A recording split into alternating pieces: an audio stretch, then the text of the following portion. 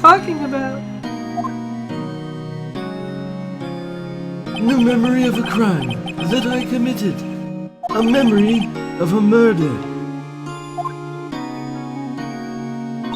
Do you really think Mr. Edgeworth killed? I don't believe it. Not Edgeworth. Some painful memory has been troubling him recently. But he'd never take someone's life. Never. Nick! Yo, how's everyone doing? What do you think of my performance today?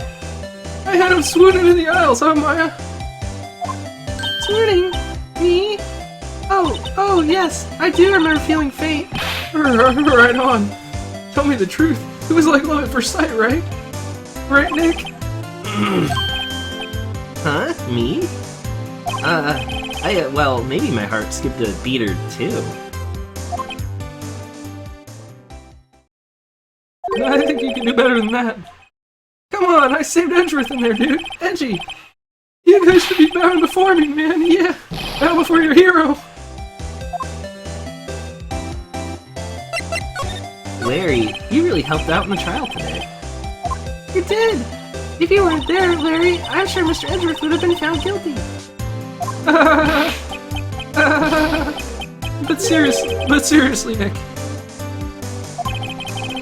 The boat shop caretaker guy is pretty suspicious. But Edgy ain't off the hook yet. Way to spoil the mood, Larry. Hey, I'm just a guy sitting in the audience, you know? From where I was sitting, Edgy seemed pretty edgy. Can you really know he's telling the truth about that night? Nick? I don't know. But what I do know is, I'm going to believe in you two until the end. Us too. Edgeworth and who else? You mean me, right? Nah, he means me. Right, Nick? Yeah, you, Larry. Not me. But why you, Larry? Actually, yeah. Why me, Nick? Enough with the silent treatment. Nick, why do you trust Edgeworth so much? He's changed recently, true, but when we first met him, he was kind of a jerk, don't you think? You didn't know him back then. Back when he wanted to become a defense attorney.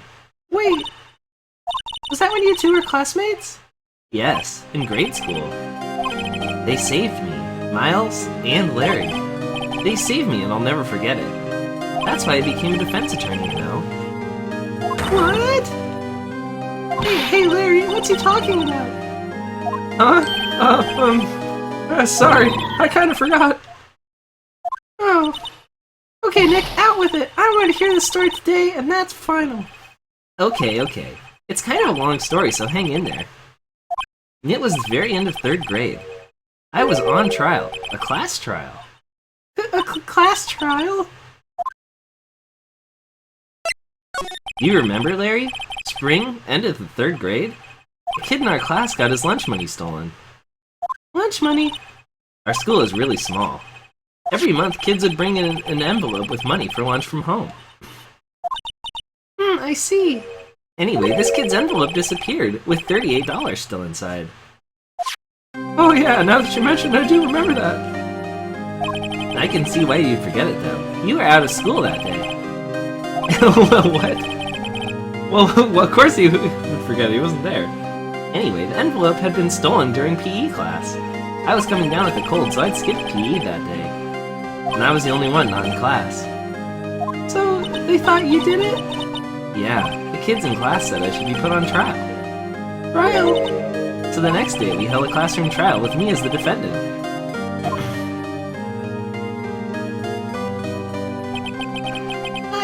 I didn't do it! Guilty! He did it!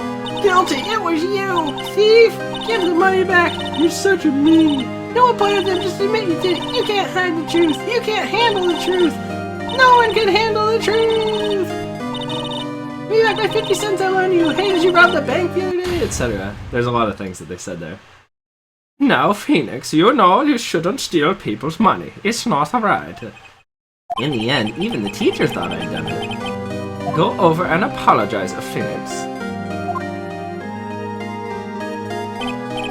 I didn't know what was happening. I was so sad. I couldn't stop crying. Everyone was staring at me like I'd done it. I tried to apologize. I went to where the boy whose money had been stolen was sitting. That's when it happened.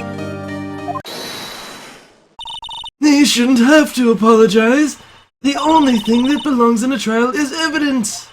Anything else has no place. You should all be ashamed. Amateurs. Miles? There he is, pointing. His little bow tie. It was you who stole the money, wasn't it? No. Then you shouldn't apologize. Everyone's been shouting you did it, but no one has any proof. That is why, Your Honor, this boy is innocent.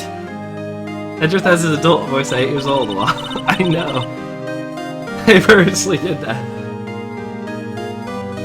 But Miles, it wasn't your money that was stolen. Yeah, he did. He's the one. We don't need proof. Make her say sorry. Why don't you all just shut up? This is always how it is. Everybody ganging up on picking on one person. Just think how he feels. He said he didn't do it, then he didn't do it. That was before my voice changed, Nick. Before I hit puberty and got this manly voice. Very well. I will replace the money myself. Teachers are highly paid in this country. This class trial is over.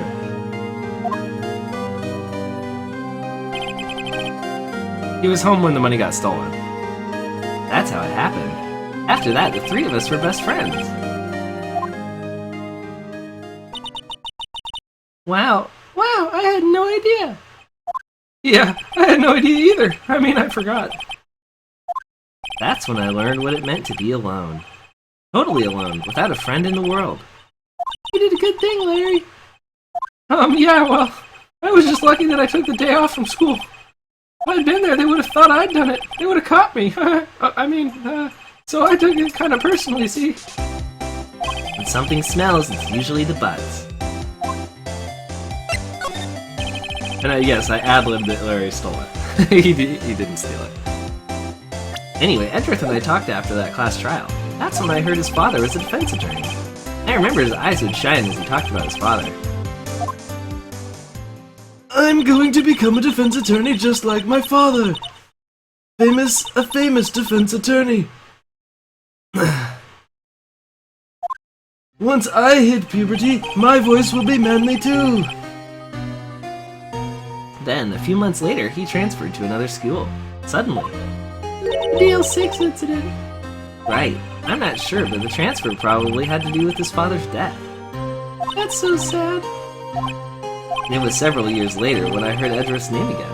I was gonna say, LOL, I wasn't reading the text as I was, but yeah, I purposely made sure that you knew in case you weren't looking at the screen. Larry didn't steal it.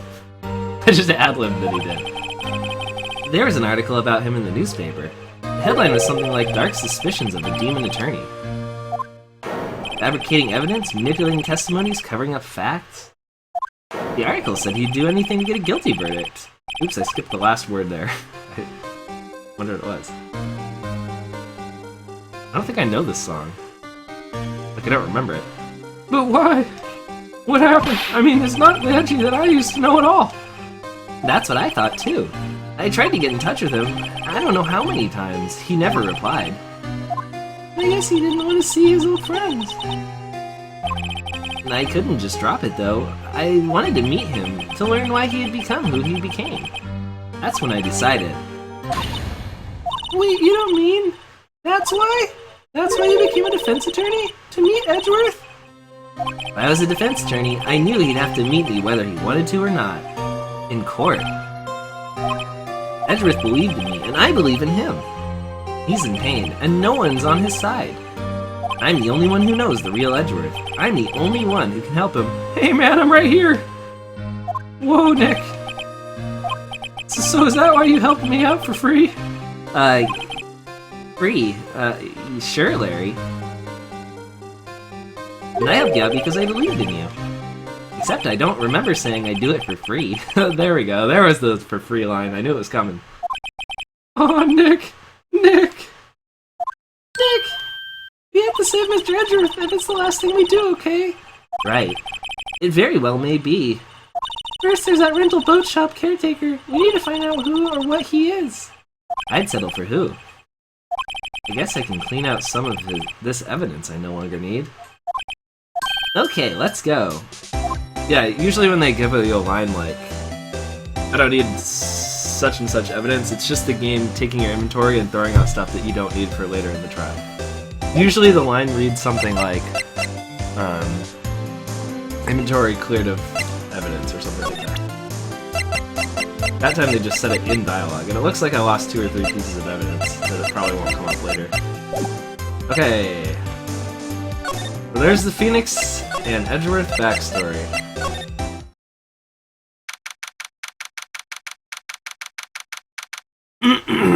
Okay. You look as grim as always.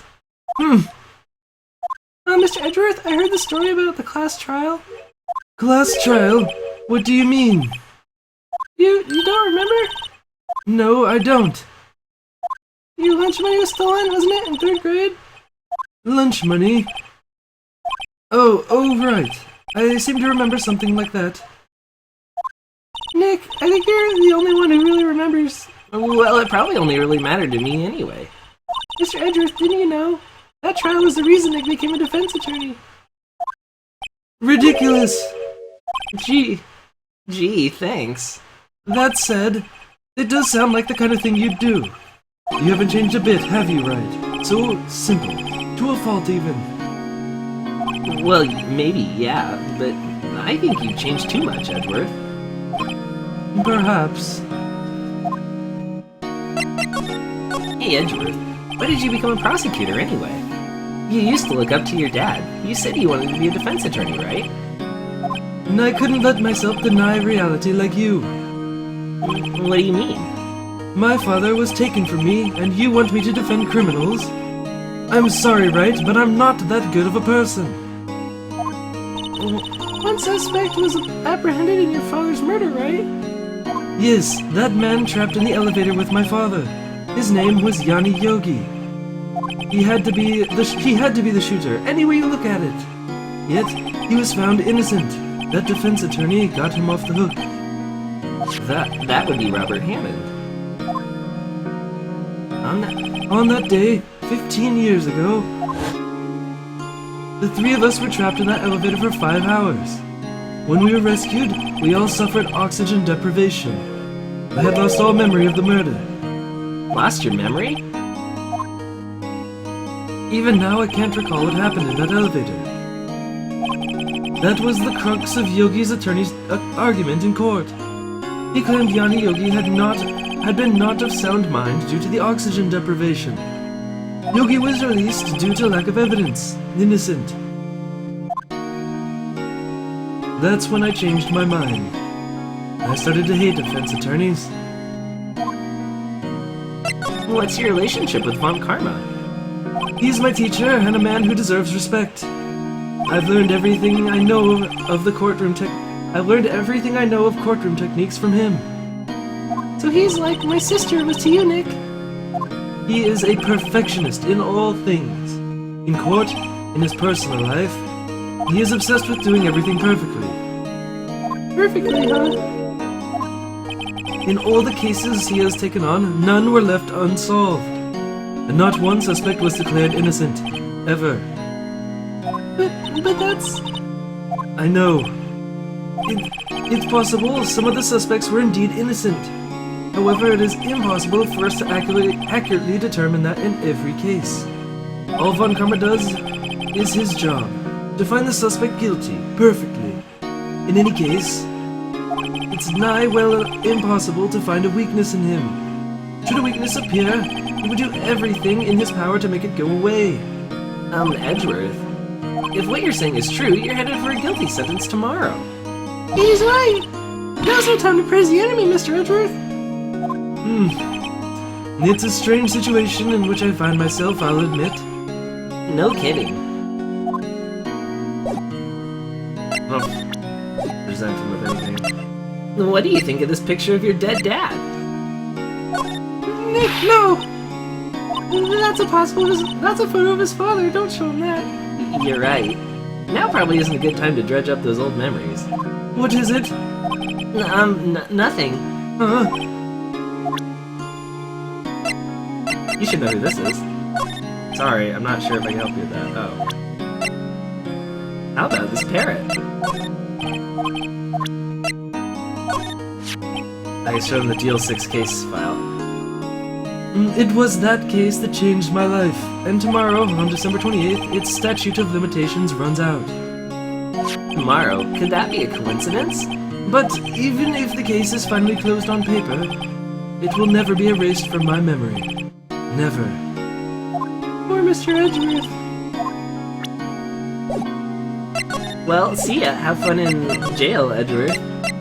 I'm going to Gore Lake. Maybe I can find Gumshoe. I like Gumshoe's voice. Hey, pal. Long time no see. Oh, Detective Gumshoe. Close one today, eh? So I got so worked up I snapped my tie in half. Sorry about that. No problem, pal. Thanks to you, we know who really did it. You mean the boat shop caretaker? Look, I'll make you a promise. I'll have that scoundrel in my custody by twilight time tomorrow. Come what may. It's my duty to you as a police officer. Now I'm off to catch me a criminal. Detective Gumshoe sure is active today. Oh, one other thing. No one can go into the woods today. The woods? Where Lotto is camping? The woods are off limits to camping, and apparently a park ranger found out. He got pretty mad. No one could go in for a while. I guess Lotta's in a lot of trouble. Anyway, I'll be seeing you tomorrow. Bye, Gumshoe. Let's find that boat rental shop. Oh, we're gonna meet Larry by the hot dog stand. What? The steel eyesore is missing. Oh yeah, the steel samurai thing and the flags are gone. Eyesore? Looks like the hot dog stand is closed too. I mean, it looks exactly the same. I guess Larry's too busy worrying about Edgeworth to show up for work. Yeah, Larry would never show up to work anyway. Boat rental shop. Number 27th, boat rental shop. Little caretaker got away. Yep. I never imagined he might be the real murderer.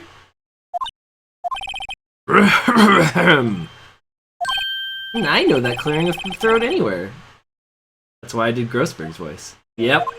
Hello. What might you be doing here? Out for a walk, the days of my youth, like the scent of fresh lemon. You see. Speak my language, Grossberg. Mr. Grossberg, this is no time for idle reminiscing. Edgeworth's trial ends tomorrow. That is true, yes. But from what I saw of today's trial, Edgeworth should be fine, right? Well, I'm not so sure about that. What do you mean by that, right, boy? Well, I'm not sure. If you find anything out, come by my office at once. I may be able to offer you some assistance. Thanks. Bye. What do you think Mr. Grossberg was doing here anyway? Who knows? Mr. Grossberg. Let's go in the rental shop. Number 27, caretaker shack. Nobody's home. Hello. Hello. Hey! Hey, it's Polly. I wonder where your owner's going, Polly. Hello. Hello. And I can't believe he ran off and leave his poor parrot to fend for himself. Hello. Hello. Okay, well we got the safe. We got the safe number before. So can I open the safe? That reminds me, Nick. Polly here knows the number to the safe, right? Yeah, that's right. Polly, what's the number to the safe? 1228. Let's open it, Nick. Come on. I'm sure there isn't any money in there. Aw.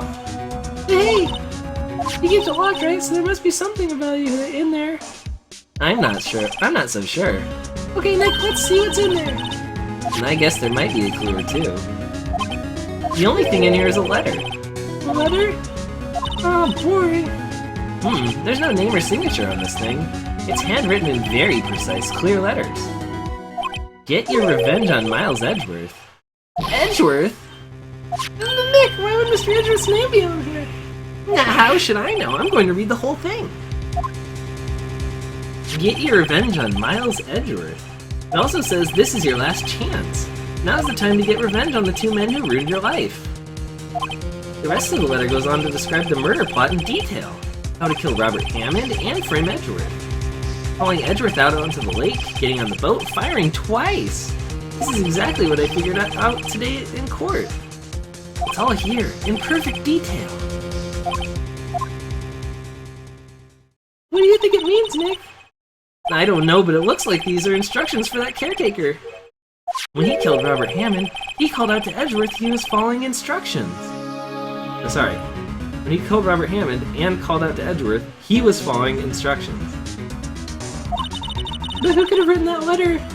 And what does it mean, get revenge on Miles Edgeworth? I think it was Grossberg all along. Oh, no. Look, I don't know, okay? But one thing's for certain. This letter is an amazing clue. Letter from the safe added to the court record. There's nothing left in the safe. I wonder why the caretaker didn't take the letter with him. He left in a hurry, right? I don't think he even came back here after the trial. Maybe I should take care of Polly, Nick? You probably shouldn't just kidnap her. The police know about her anyway. I'm sure they'll do something. Oh, okay. Sorry, Polly. He says I can't take you. Great, now the bird's going to hate me. Hate you.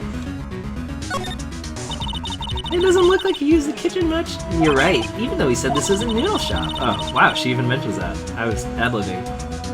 I guess the whole pasta restaurant thing was a lie. Well, what? You thought he was telling you the truth? Yeah, Keith, I thought he was telling me the truth. Everything looks cold. Everything's cold. Looks like he didn't turn his heater on. I guess he hasn't been back here since the trial.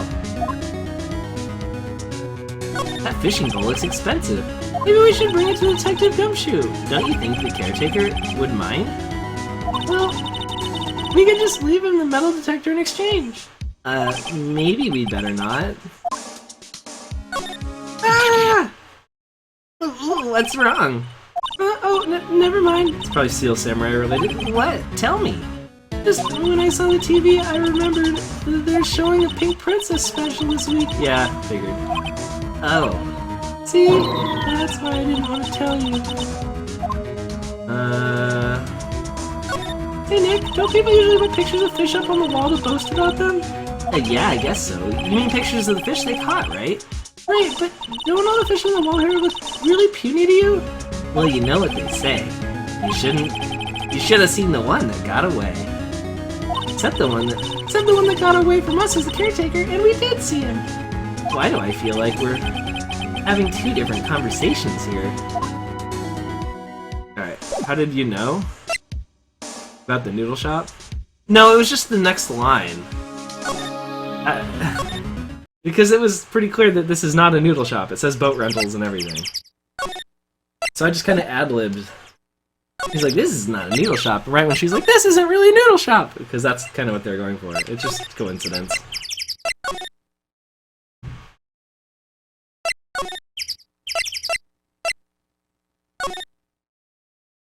Police department. Looks like Detective Gumshoe hasn't gotten back yet. Gumshoe? He won't be coming back today. Oh, really? He said there was some guy he had to arrest by tomorrow. The boat shop caretaker? He should be. He shouted something like, "Catching him if it's the last thing I do, pal." Good luck, Gumshoe. Okay. Let's see here. Can I go to Grossberg? I don't see how to go to Grossberg. Do I have to go to the office first? One day left, Nick. Yeah, I know. Well, no time to waste. Let's get going. Well, yeah, I'm trying to figure out how to go to Grossberg. There we go. Know about the samurai thing. Oh, this series likes to bring up the samurai, steel samurai thing a lot, and Maya loves it. So when she screamed about the TV, it's just kind of based off of the characters.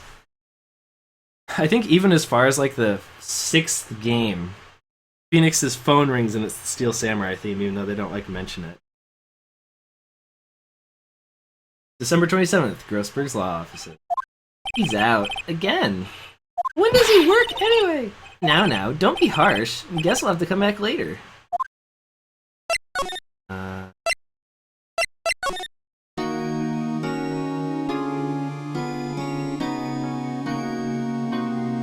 not really sure.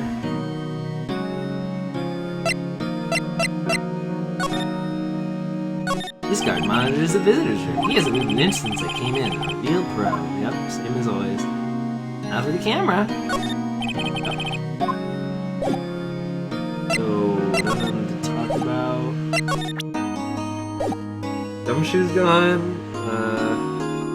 Didn't see Lotta anywhere. No Larry. No Grossberg.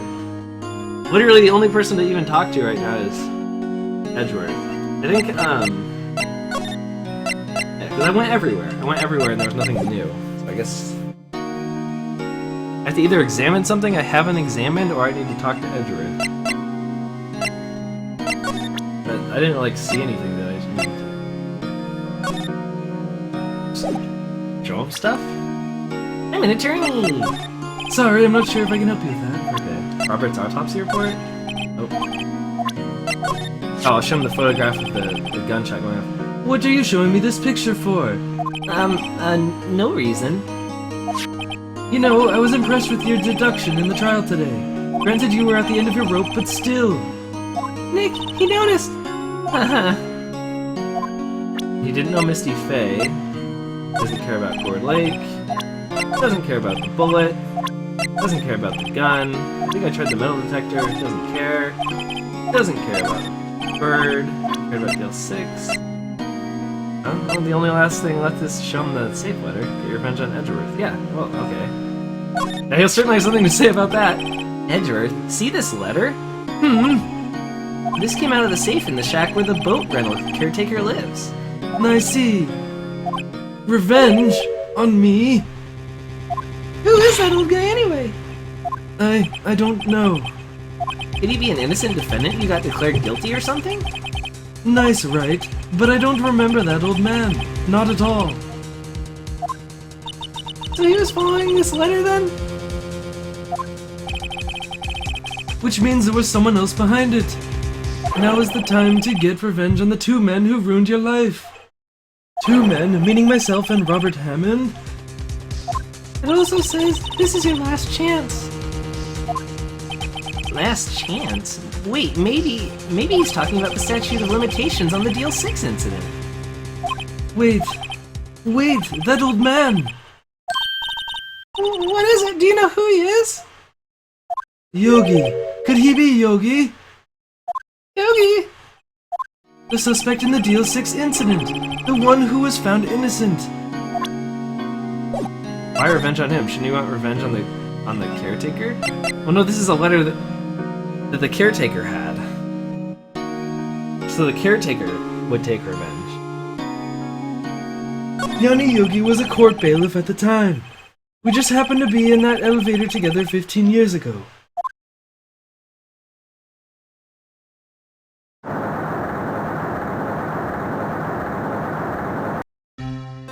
The quake was incredibly strong.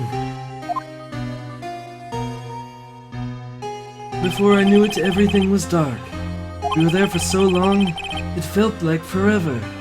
The air thinned, and the darkness closed in on us in that little box. We became unsettled. Help! I can't breathe. Quiet. I said quiet. You're not making this any easier. I want to get out. Help! Get us out! Don't shout. You'll just use up more oxygen. I have no idea who's talking here. Probably Yanni Yogi and the defense attorney. That's all I remember. When I came to, I was on a hospital bed, staring up at the ceiling.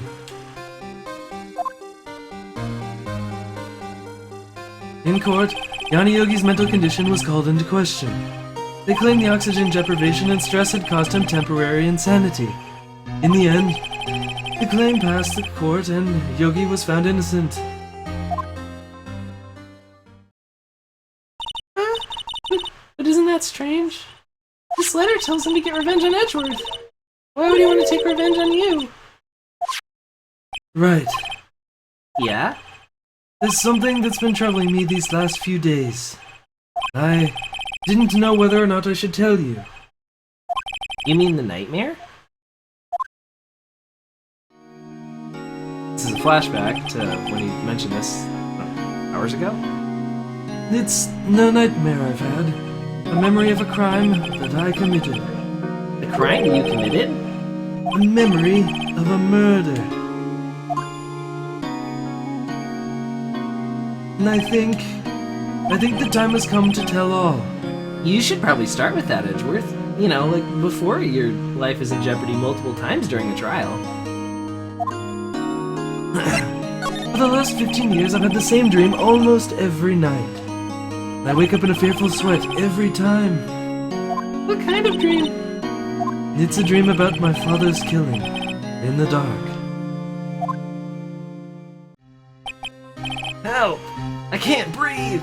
Quiet. I said quiet. You're not making this any easier. Really flashing back to this, huh? You just showed us this. I want to get out. Help! Get us out! Don't shout. Don't shout. You just use up more oxygen. Okay, this is a continuation of it. I can't breathe. You're using up my air. What? Stop breathing my air. I'll stop you. What are you? Stop breathing my air. No, Father! Except he's like, No, Father! He's attacking Father! Then I see the pistol lying by my feet. And I don't know if it was evidence from that day in court or the bailiffs. In the days I picked up the pistol. Get away! I screamed in my small child voice. Get away from my father! Bang! "Wah!"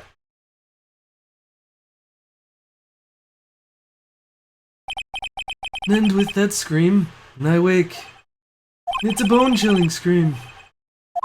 A scream that has rung in my ears for the past 15 years. But that's just a dream, right? Right? That thought is the only thing that has kept me sane for the last 15 years. But what if I'm wrong? What if it's real? They say that sometimes people shut out memories in self-defense. Maybe it was I who killed my father.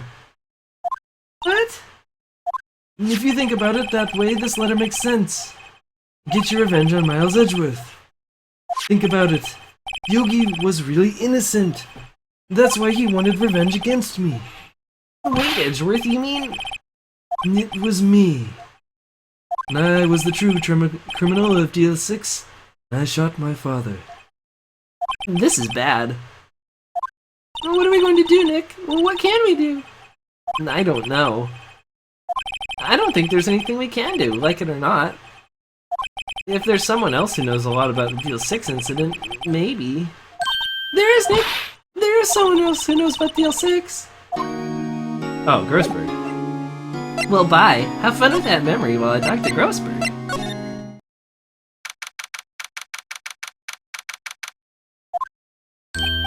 Mr. Grossberg! Hello there. What's wrong? You look troubled. No kidding! I can't believe you're not! My. You're gonna make my hemorrhoids flare up if you keep talking like that. Just calm down and tell me what happened. But it's Mr. Edgeworth, he...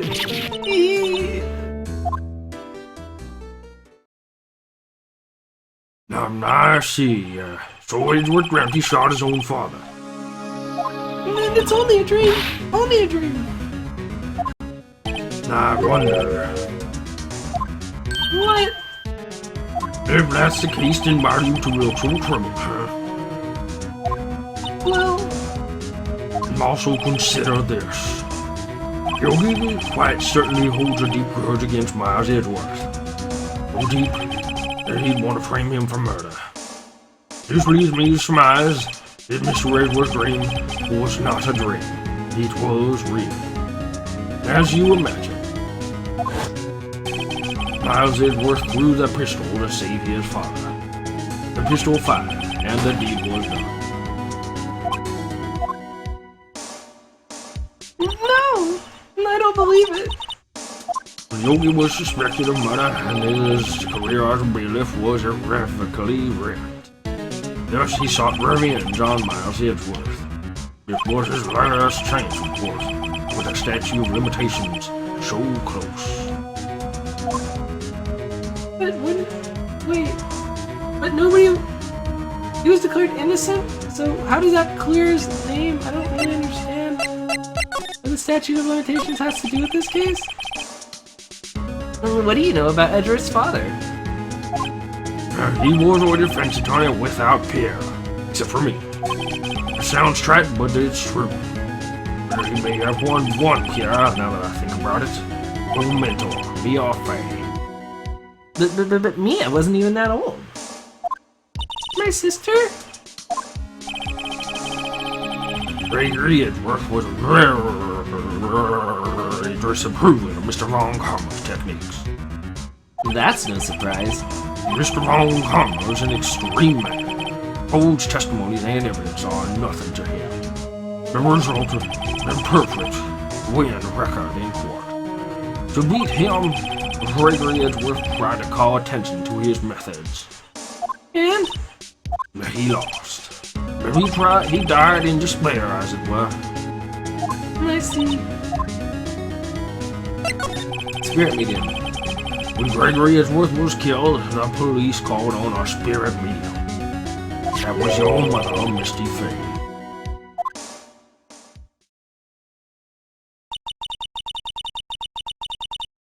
I am Gregory Edgeworth.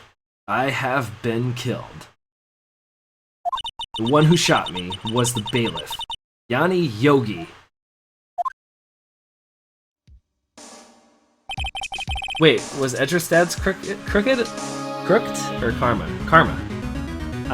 Edgeworth's dad is a really good defense attorney. Unfortunately, in the US, we don't get to explore his father's past, which I believe is more explored in Miles Edgeworth Investigations 2. The one main series, well, I guess kind of a side series game that never came over.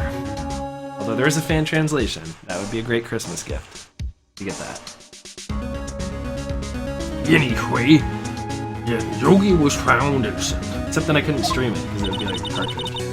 That's when my mother left us. Everyone called her a fraud. That's right. Everyone thought she was, you see. Yet now that I think about it, she was the one who lied was Gregory Edgeworth's ghost. Gregory Edgeworth must have known who shot him. I don't believe it. So you're saying he falsified his testimony? That Edgeworth's dad lied to protect his son while dead? It's only a possibility, man. It exists in Japanese? Yes, sure does. It's a game that involves Miles Edgeworth, as you play as him, teaming up with Gregory Edgeworth's assistant, who looks like Dan Avidan from Game Grumps, surprisingly. Supposed to be really good, too. Anyway. A possibility nonetheless.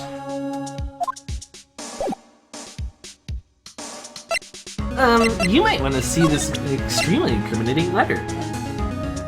Oh, so this is the letter. It does seem that Yogi was following this letter when he killed Hammond. But why kill Robert Hammond? Hammond was a skilled defense attorney. But he defended clients not for their sake, but for his own. Huh? His own sake? He never trusted his clients, that one. What's the game called? What's it called? Miles Edgeworth Investigations 2, I think, is the name of the title.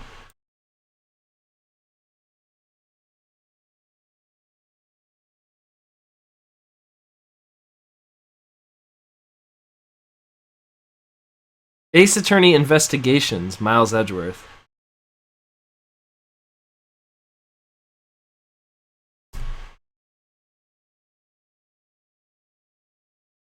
And then the next one is Ace Attorney Investigations 2.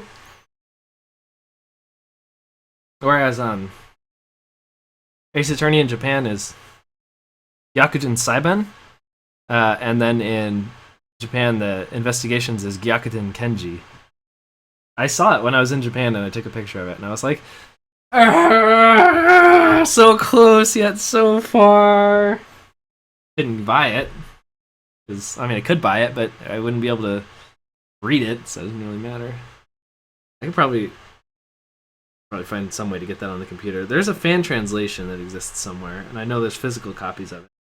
Again, that wouldn't help me out for like a streaming purpose. I don't have the physical. Plus, there's the first one. You have to play the first one, which I do own somewhere. I don't know where. But anyway. He never trusted his clients, that one. The only thing he trusted was his own ability. But he got his client found innocent, so why should it matter? Actually, my dear, it's quite different.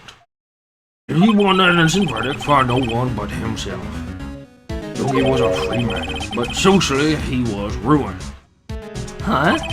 You'll understand soon enough. Wait, What is it? this letter.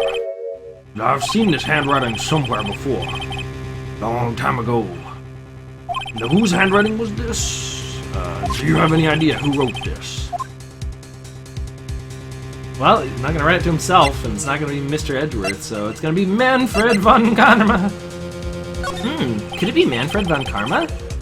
Von Karma? Why would he have something to do with this? Well, I'm not sure. Von Karma. Von Karma. Wait, you're right, my boy. This is Von Karma's handwriting, I'm sure of it. I used to see it all the time on court reports. What?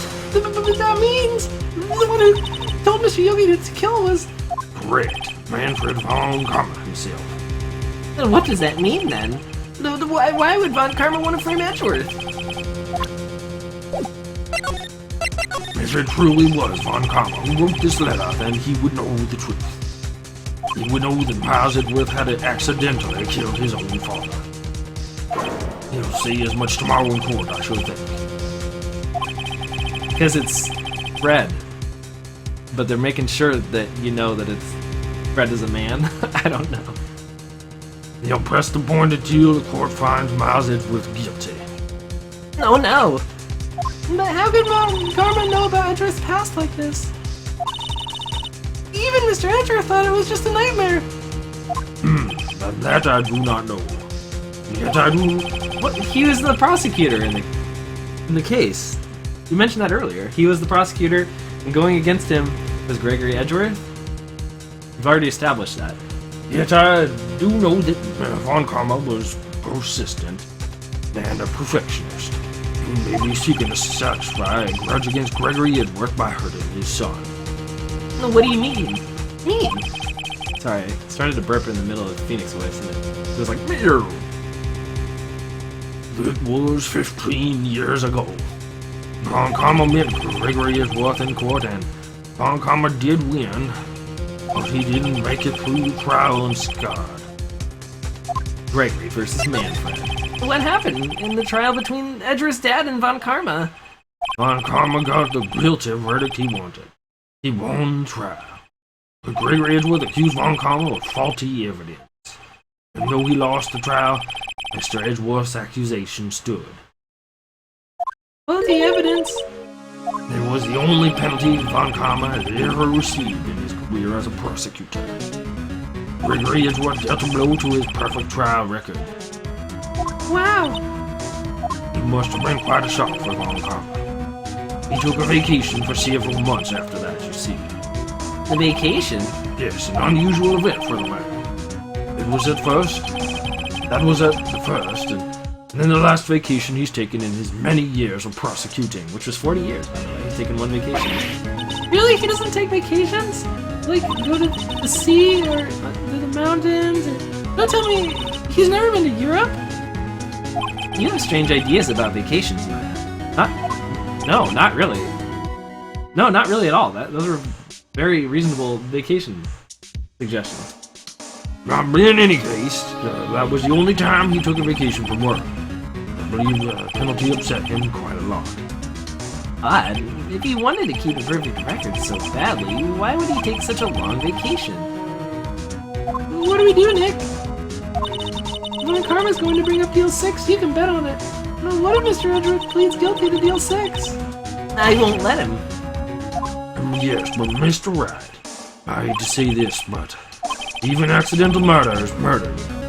Even if it's from a child who threw a gun that accidentally discharged out of his hands. No, I know that. Now you just believe in Edgeworth's innocence. I can't believe he'd kill someone. But Nick! Mr. Edgeworth admits it himself. His father must have lied to the prosecution to protect him from beyond the grave. I don't care. I know he's not guilty. Mr. Wright, if you say so, I suppose I could go check again. The police files might hold something of interest. Mr. Grossberg, thank you. I can't promise anything. In fact, I think the chances of finding something are slim. I understand. Police materials. That was a good conversation. We talked to Grossberg. Why would you ever want to talk to that man? Okay, anyway. Police department. No, Disneyland would be sweet. December 27th, police department. There's hardly anyone here. Even if he was 8, he shouldn't be guilty of murder. But even accidental murder from a malfunctioning weapon that was out of the hands of a child who was trying to save his father from being killed by a crazed man is still murder. Anyway, everyone must be looking out for the old guy, Yogi. Oh, it's you! I don't think Gumshoe will be coming back today. He's staying out late looking for someone. Sounds like the type Gumshoe was pounding the pavement for real. We were wondering if we could check out the records room again. Well now, I can't have just anyone wandering around in there. But I guess Mr. Von Karma is in there now anyway. You can go in as long as he's there. Von Karma? Yes, he just arrived actually. He's looking at some deal 6 something or other. Von Karma's in the records room. Nick, let's hurry. Can you stop saying my name like that? It's weird. December 27th, police department records room. Dusty as always. We were only here just yesterday. I'm sure they haven't had time to clean. What's wrong, Nick? Nothing. I was just noticing that he isn't here. Von Karma. Yeah, Nick, they didn't want to draw a sprite where he's facing directly towards you if they didn't have to. Now that makes sense from like a monetary perspective. One of these drawers here is open. Someone must have been looking at it in it recently. The label says unsolved cases, evidence. Unsolved cases? Nick, the file for Deal 6, it's completely empty. What? What are you doing in here? Oh, they did draw it. Whoa. Von Karma. You. How do you know my name? Have we met? What are you saying? We see each other every day, don't we? You were Miles Edgeworth's defense team. Defense team? I beg your pardon. I rarely remember defense attorneys. They are like bugs to me, needless things to be crushed. I can see how this guy was Edgeworth's mentor. Well, you're kind of staring at me, and you're making me feel weird. Mr. Edgeworth is your student, right? A romanticist who still can't shed a veneer of amateurism. Just like his father, always second-rate. Mr. Von Karma, you had an axe to grind with Mr. Gregory Edgeworth, didn't you? Me, a grudge against a mere defense attorney. Why? Because he dealt a blow to your otherwise perfect trial record? So you did. But what I don't get is, why did you take his son under your wing afterwards? The son of your most bitter rival. That, my dear attorney, is none of your business. Tomorrow will be the last day of this trial. It has been a while since I've had a defense attorney last this long. Still, you will lose in the end. Cannot DNA? DNA. I kick him. Wait. I kick him in the grave of cards? What? That doesn't even make sense. What? Can? Are you trying to say? Oh, can, not DNA. I read it backwards from like the bottom up, so I got confused. Okay, I got it. I guess I'd be kicking him in the chest, though. Miles Edgeworth will admit his own guilt. His guilt of 15 years ago, you mean? You're quite the researcher. You've done well with your If you've done your homework so well, then certainly you must understand. You know what Miles Edgeworth will tell the court tomorrow. We were right. So Mr. Von Karma is going to bring up DL6 in court tomorrow. Hey, what do you think about my defense attorney badge? Fool, you think I, a prosecutor, would give the defense information? Creep! How about this letter that you wrote?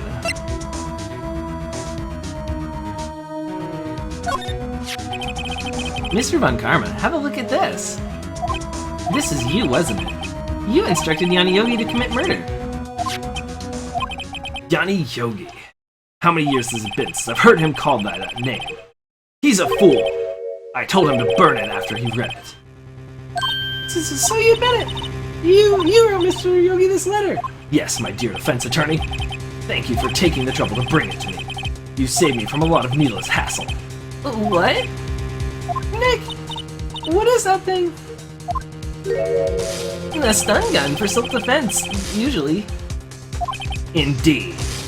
600,000 volts will course through your body like a dog touching an electric fence. 600. Oh, don't worry. People don't die from it, usually.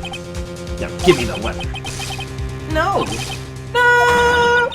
Whoa! Whoa, what are you? Nick, run! Ah! Maya!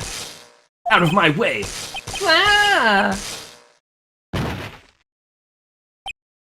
Fun fact, my mom's boyfriend has 2 advanced law degrees. He's both a prosecuting attorney and a defense attorney. He specializes in murder cases. It's actually pretty cool. Gonna be right up his alley. I don't know if an actual attorney would like these games that much.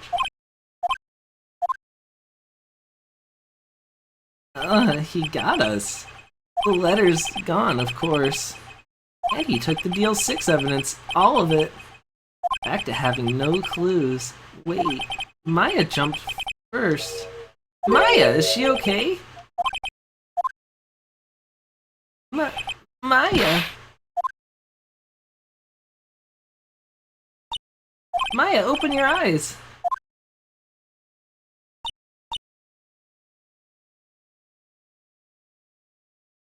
Maya?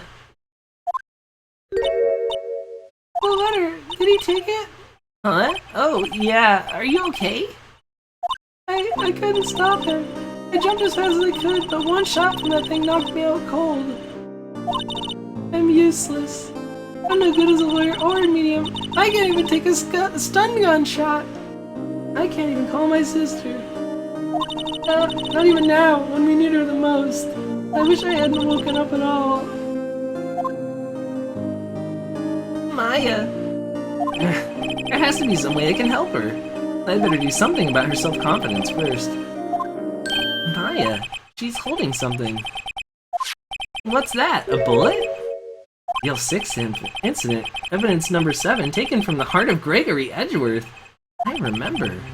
When Karma was holding this when Maya jumped at him. I'll prove it to you, Maya. You're most definitely not useless. I'll prove it to you in court tomorrow.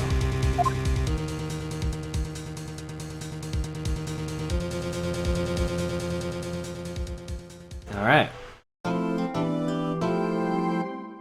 The final trial. Final day of trial.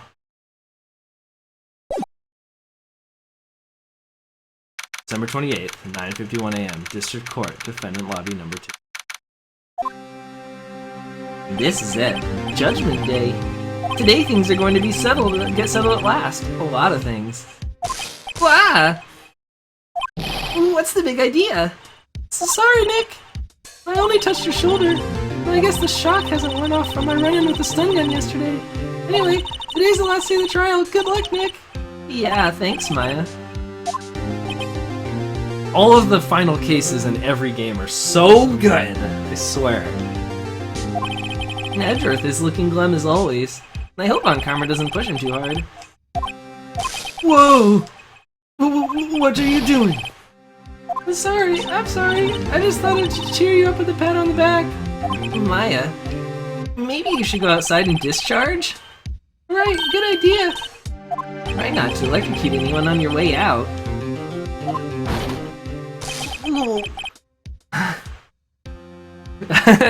Whoa, what a pal!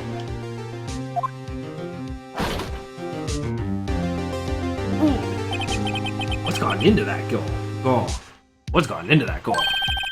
Detective Gumshoe. Morning. What, Mr. Edgeworth? Good morning. How did it go, Detective? Have no fear. As promised, we captured our runaway caretaker. I just brought him in, pal. Took all night, pal. I already said pal. I'm tired, pal. Thanks, Detective Gumshoe. You must be tired. Actually, after that shock I got on the way in, I feel pretty good. Yogi says he's forgotten his own name. But that has to be a lie. Why would he want revenge on Edgeworth if he couldn't remember his past?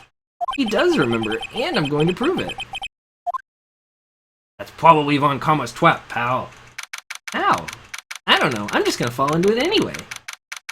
Wait, court number 3? You just said they were in the lobby of number 2. This game is stupid! Okay, alright. I'm gonna save. I think I just saved it, whatever. Court is now in session for the trial of Mr. Miles Edgeworth. The defense is ready, Your Honor. The prosecution is ready. Right, very well. I have researched the final... Wow. We have reached the final day of our proceedings in this trial. I ask that the prosecution submit decisive evidence. Understood. Come on, don't be awed and silenced by every little thing he says. Very well, Mr. Von Karma, your opening statement. Right. Thanks to Detective Gumshoe's efforts, the boat rental shop caretaker has been arrested. In yesterday's trial, the defense asserted that the caretaker was the murderer. However, the caretaker has yet to confirm this. I would like to ask the defense to cross-examine him as much as necessary. Very well. Please bring the witness into the courtroom. You'll make me shock you through the internet. That'll wake you up. Ladies and gentlemen of the court, I believe you all remember our witness. He lives in the boat rental shop on the lake from where he witnessed the incident.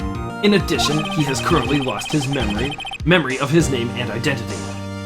Witness, why did you run away yesterday?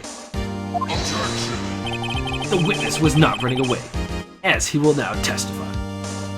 I see. Very well. Please begin your testimony.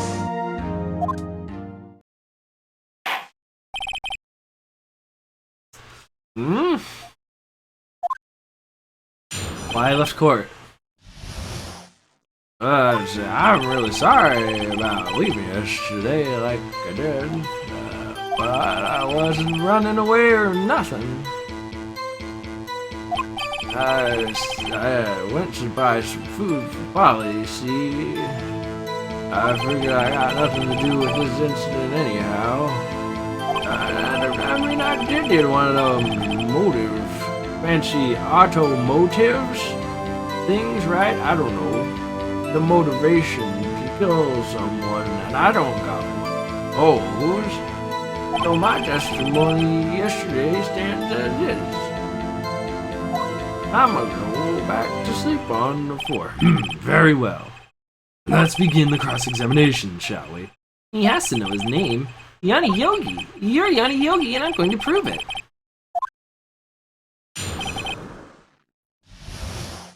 Okay, here we go. Really sorry about leaving yesterday like I did. You're not really sorry at all, are you? Oh, sorry. And I'd call what you did running away and not just leaving. You heard Larry's testimony and realized you were in danger. Now, Mr. Wright, there is no need to rush to conclusions. As I said, the witness was not running away. Listen to the testimony. He sure seems relaxed. In fact, they both do, Von Karma and Yogi Yogi. But I wasn't running away or nothing. Then why did you leave? He is just about to say why. Is it so hard for you to just sit quietly and listen when someone's talking? And if I sat quietly, Edgeworth would be guilty in 3 minutes. I went to buy some food for Polly. Food? Well, Polly is a bit of a gourmand, you see. She only eats these high-quality, super-processed, ultra-bird pellets from France. You only have them in the big pet shop in the downtown, and, you know, that place closes at the 4 p.m., because I don't know, I'm just making stuff up. But you weren't arrested until this morning. Why didn't you go back to the caretaker's shack? Well, I kinda got lost, you see. The witness has trouble remembering things sometimes. When the police apprehended him, he was on his way back to the shack. Yeah, right. Nice try, Von Karma. No one's going to believe that. I see. So he was lost. Please, Your Honor, come to your senses. You got nothing to do with this incident anyhow. You've lost much of your memory, is that correct? Oh, like the crazy squiggle thing on the side? I think the judge has it too. I have no idea what that's about. Yep, seems like it. Then how could... Yeah, it's like...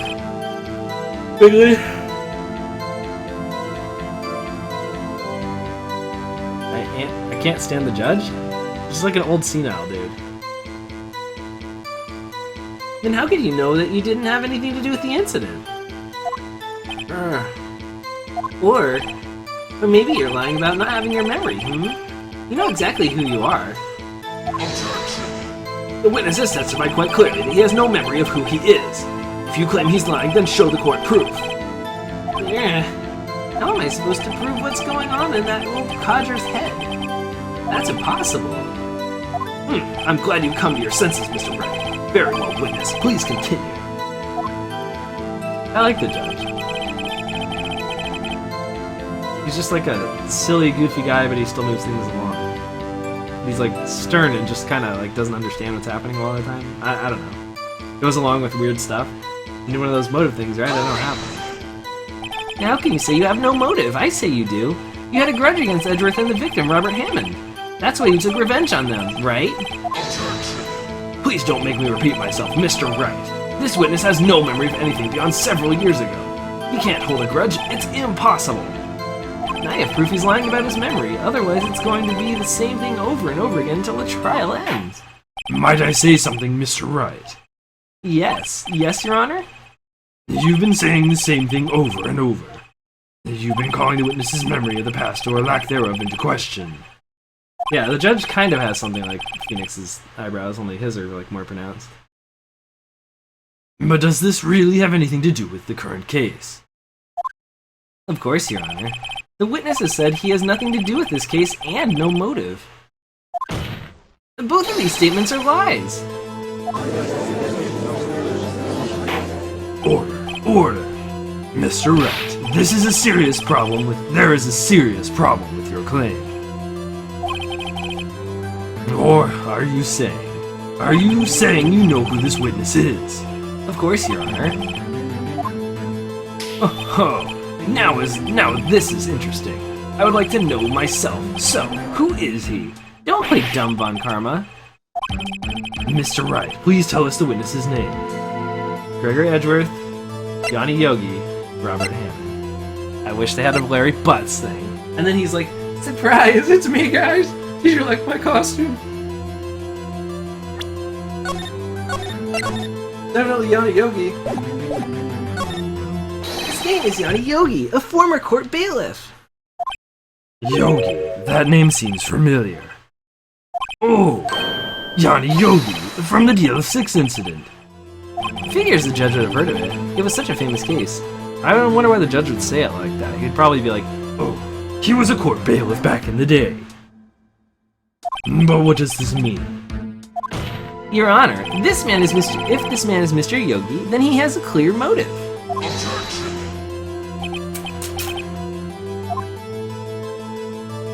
Jumping to conclusions again, Mr. Wright.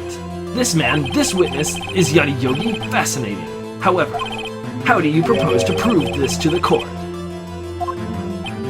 This is a court of law. As you may recall, you need proof. Allow me to repeat once more that the witness has lost his memory. This is it. I have to do this now. If I can't prove he's Yogi right here, right now, then I've got nowhere else to go. Nick, how are you going to prove it? How can you prove that he's Yadi Yogi? It's okay. It's actually quite simple, Your Honor. Please take this man's fingerprints. Then we'll compare them to the fingerprints on the file for Yadi Yogi 15 years ago. I see. That makes sense. Huh? I'm so very, very sorry, Mr. Wright. Why? The witness has no fingerprints. What? What? No fingerprints? You see, before I worked as a caretaker, I worked at a chemical plant. I burned my fingers working with the stuff. Yep. What? Yogi, you sneak! You burned your fingerprints to hide all your past! Well, if the witness has no fingerprints, I guess we will not be able to prove his identity. No! Well, what will you do, Mr. Wright? It seems the case has been decided. No. No! I know what happened. I know everything. I just can't prove it. But no, I can't let it end like this. I can't lose. There has to be another way. There is no one who can testify as to who this witness is. No one. Nick, what are we going to do? I didn't even consider that he might have erased his fingerprints. I remember what happens. What do I do? Well, Mr. Wright, perhaps you'd like to cross-examine his parrot for a little comic relief, huh? Yeah, very funny. You're a sore winner, Mon Karma. Wait a second. Cross-examine his parrot? What is it, Nick? No, you're not going to... Your Honor. The defense would like to take Mr. Mon Karma up on his proposal. Take Mr. Von Karma up? On my proposal? Exactly, Your Honor. I would like to cross-examine the witness's pet parrot! This is how the court of law should be. Order. What do you think, Mr. Von Karma? Need you even ask? This is a farce. I object. Wait a second.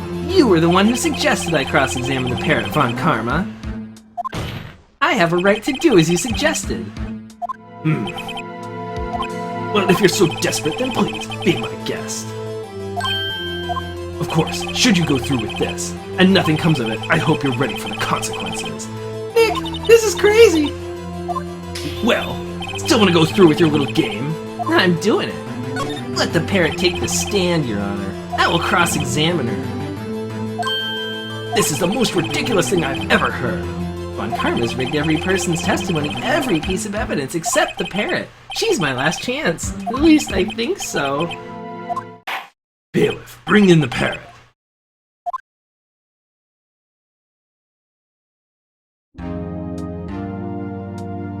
That's quite a bird. Please tell us your name.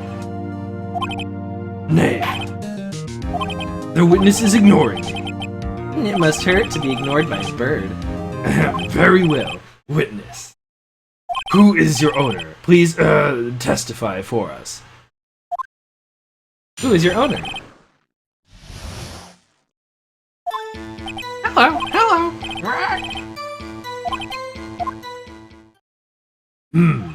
Certainly the most concise testimony we've had so far. Very well, begin your cross-examination. Right. What are you going to do, Nick? I don't know. What do we do, Maya? Seriously, the best thing ever. It's so stupid. So stupid. Okay. Hello. Hold it! Witness, you can't just say hello and expect us to get anywhere. I want you to testify. Maya, you talk to her. Right, what do I say? What's your name? What's the safe number? Have we forgotten something? What's your name? Maybe I should get her to say her name? Polly, what's your name? Polly? Mr. Right. I think we've established that this parrot is named Polly. Does this have anything to do with our owner's identity? I think it does, right? But...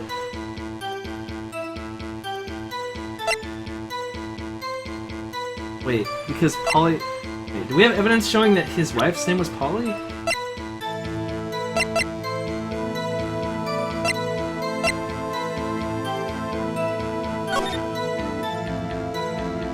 Door 35. Defense attorney trapped in the elevator at some both found hard. Yogi. After his arrest, fiance Polly Jenkins committed suicide. Court bailiff trapped in the elevator with Edgeworth. Memory lost due to oxygen deprivation. After his arrest, fiance Polly Jenkins committed suicide.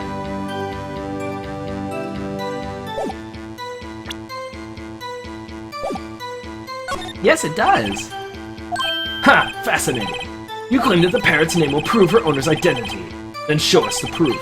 Nick, don't you think you're taking this bluffing a little too far? Listen, we're not here to answer the question, who is the caretaker? We're here to prove that he is Yanni Yogi. All we have to do is tie the name Polly to Yogi. Your Honor, the proof that the parrot's name reveals the caretaker's identity is... The DL6 case file.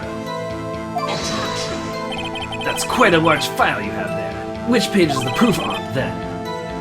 Show us, or stop wasting our time. Very well. Mr. Wright, please show us the page.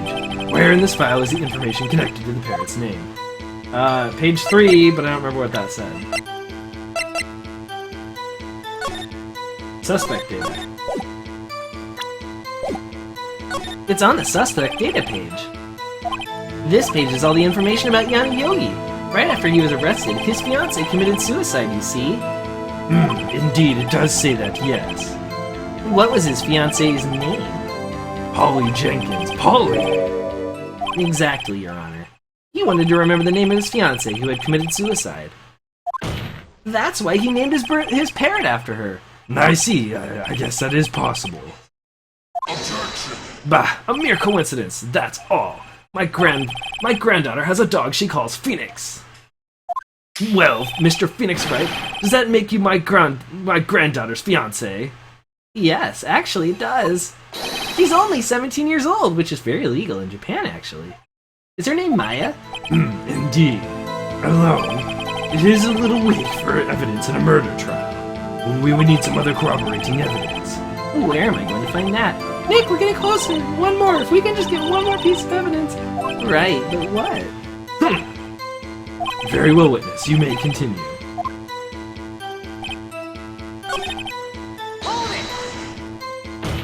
The witness! You can't just say hello and expect us to get anywhere, blah blah blah. Maya, you talk to her. What do I say? Have we forgotten something? It said 7, not 17. Oh, well... It's just a 1, you know? It doesn't mean that much. Speaking from a Japanese perspective. Oh, Japan. Okay. Anyway, as I recall 2 days ago... Polly, have we forgotten something? Right. Don't forget DL6, right? If I can get Polly to say that here, that will prove the caretaker had something to do with DL6. Polly, have we forgotten something? Hello. That's not what you're supposed to say. Forgot something. Something we forgot. Hello. Uh-oh, it's not working, Nick. She won't say it. This is ridiculous. Why won't she say it? Something the matter, Mr. Wright. Wait, don't tell me Von Karma expected this. He couldn't have retrained the parrot, could he? Did he train her not to respond when we asked her if we'd forgotten anything?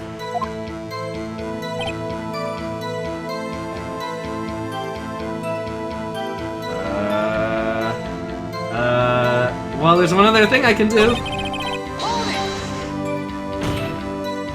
Witness something. Maya, say what's the safe number? Maybe I could just say the safe number of that safe. Oh, the safe? Why? Well, let's just try to get her to say anything, okay? Chloe, what was the number of the safe in the shack? 1228. 1228. My, what a reckless parent. Well, Mr. Wright, you aren't claiming that this number has something to do with the caretaker. Actually, it does. That's why I had her say it. Ha! Ridiculous! How can the number to a safe tell us who this caretaker is? Show us your proof. What could possibly link this number to the caretaker's identity? I know what it is. Look at the date. The DL6 case file. What is this obsession you have with that case? Mr. Wright, where in this file is something relating to that safe number? It's on the case summary page. The case summary. Specifically the date on which the DL6 incident occurred. The date of the incident, December 28th. Why, that's today's date, 15 years ago. And the number on that safe is 1228, or 12. 28. Ah. He used the date of the DL6 incident as the number of his safe, Your Honor. That's how important that date was to him. I see. It certainly is an interesting coincidence. People often do set their secret numbers to dates. Objection! Bah, this is not tangible proof. I set my ATM card's number to 0001 because I'm number 1. This has nothing to do with the date. Nothing. That's so stupid. That's enough. I think we've reached a conclusion here. This is mere coincidence, that's all. True, that is a possibility. However, two coincidences at the same time seems more like a pattern to me. What are you saying? Summon the caretaker of the boat shop. Immediately. Witness, tell us your name. Objection! Wait! This witness, he doesn't remember. Oh, it's okay, Clancibel. Or Archibald, or whatever. As I'm not drunk anymore, I've accomplished what I wanted to do. I'm done. Nick, he looks totally different. This is the real Yogi, I think, finally. He's been acting feeble to hide his true identity. Acting for 15 years. Well, let me ask you again. Please state your name for the court. My name is Yanni Yoki. 15 years ago, I served as a bailiff in this very court.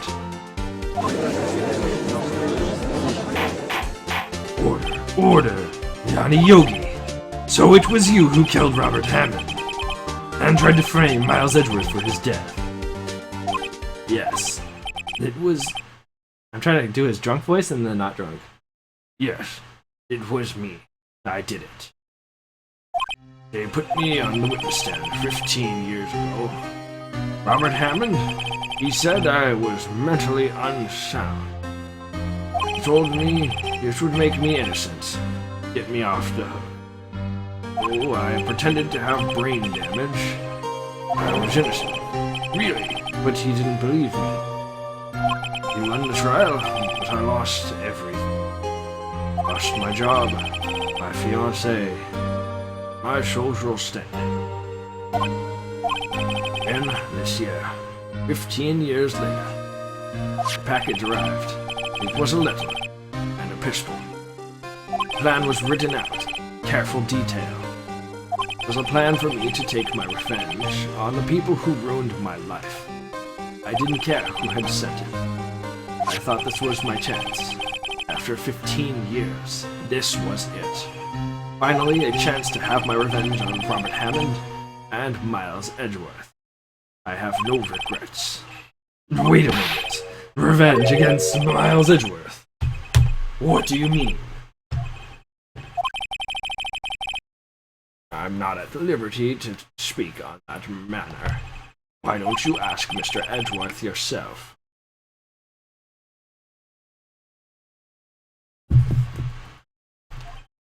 Anyway, I admit it. I was the one who killed Robert Hammond.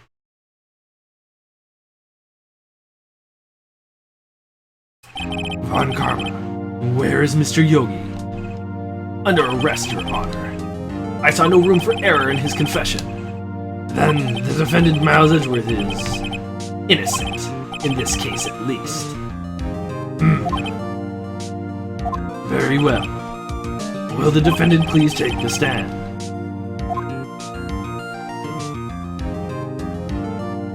There are few mysteries left unsolved. Still, you are clear of suspicion for this particular case. So I would like to pass judgment on the murder of Mr. Robert Hammond. Any objection? I don't believe it.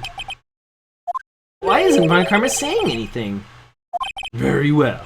This court finds the defendant, Mr. Miles Edgeworth, not guilty. Confetti time. I'm glad we have that confetti. Very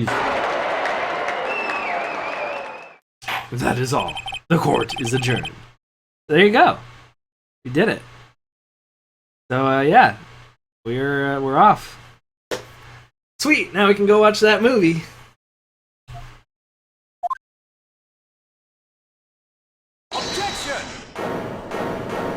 Did someone just say objection?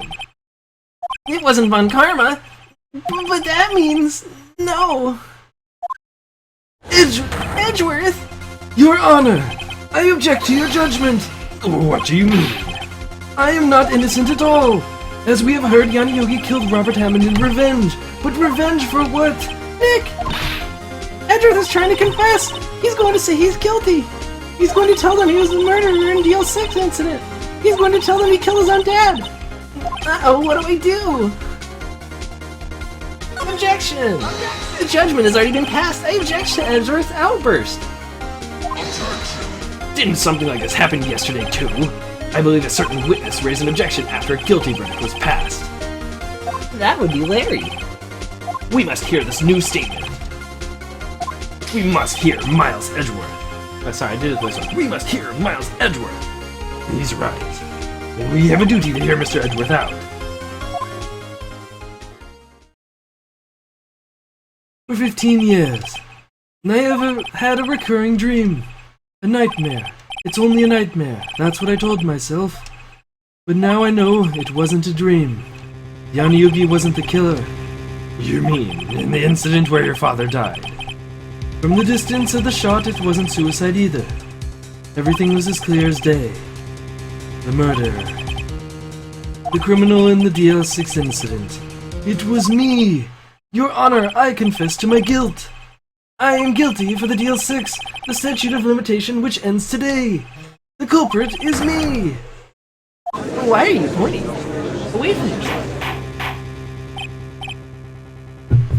Order, order! This is certainly unexpected. The defendant, declared innocent, is confessing to a different crime. A crime which the statute of limitation runs out today.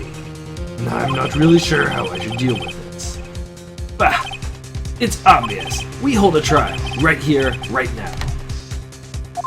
We tried this man for his crime of 15 years ago. I think I'd like to take a 5-minute recess. During this time, I will consider it the appropriate course of action to take. Court is adjourned.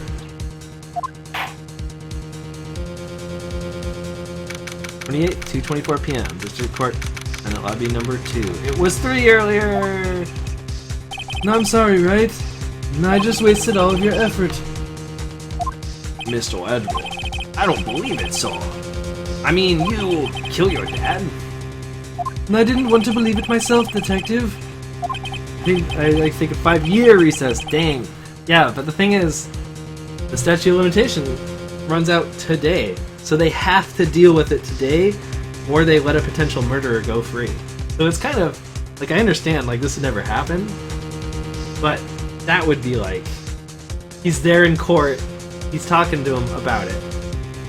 It's now or never. So the judge is like, I need to think about that.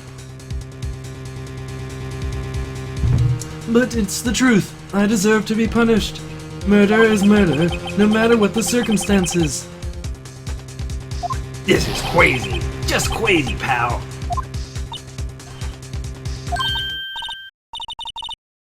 This thing isn't. Yeah, but it's 15 in this game anyway. Maybe in Japan, I don't know. Nick, what are you doing? Huh? Oh, I was just reading through the court record once more. I'm getting my case ready. Your case for what? Huh? Isn't it obvious? I'm going to prove Miles Edgeworth is innocent.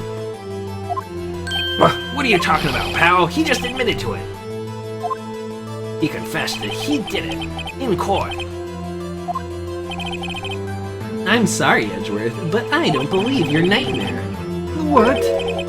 It's just a dream. It's not real.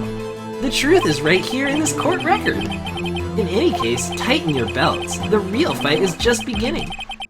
I'll prove you're innocent. Trust me. Right. Number 28. Courtroom number 3. Now then, I would like to resume our trial. Judge, Miles Edgeworth has admitted to his own guilt, confessed his crime. He has confessed his crime. Let us begin by hearing his testimony. Then, though pointless, let the defense do their cross-examining. The statute of limitation on the DL6 incident runs out today. Your Honor, I would like to present to you these things quickly so that we, as a courtroom, together, as in everyone here, come to a conclusion before midnight tonight, when the statute, Mr. Wright, please stop that. I like to run this one by the... Oh, So unconventional for me. I'd like to run this one by the book. I see. Does the defense have any objections? no, Your Honor. On karma, you knew this was going to happen from the very beginning, didn't you? Very well. Will Miles Edgeworth take the stand?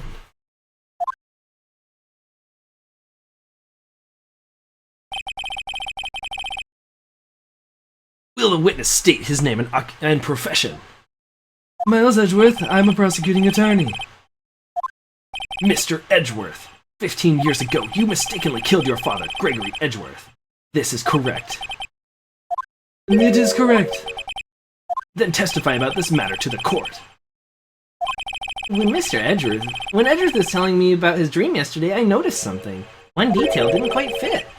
That will be the key, but only if I can get it to work. Please, please. the DL6 incident. That day I had gone to the courtroom to observe one of my father's trials.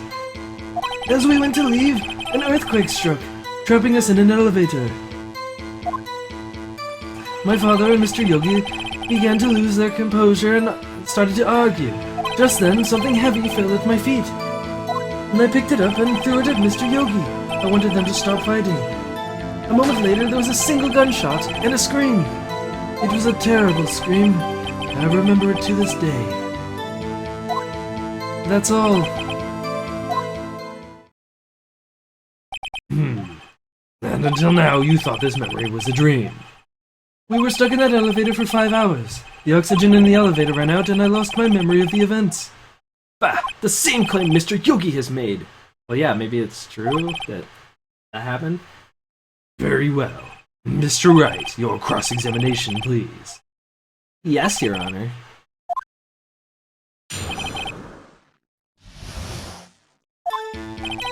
The day I gone to the courtroom to observe one of my father's trial. Which trial was it? Oh, wow, that's actually asks. What was the trial your father was involved in on that day? And I don't remember things very clearly, only two things. I know my father lost, and Mr. Von Karma was the prosecuting attorney. Mr. Von Karma, you were handling that case. It was 15 years ago. I don't remember the details. That was when Edgeworth pointed out the problem in Von Karma's evidence. As we went to leave, an earthquake struck, trapping us in the elevator. So, there were 3 people, including yourself, trapped in the elevator? Yes, my father, myself, and Yanni Yogi. We were fine at first, but then as time passed and no one came to help. My father and Mr. Yogi lost their composure and began to argue. What did you do then? I was a 9-year-old boy at the time, and what could I do? And I was scared, trembling in the corner. But then... Just then, something heavy fell at my feet. What was it? The pistol! And I assume it was the bailiff Yanni Yogi's.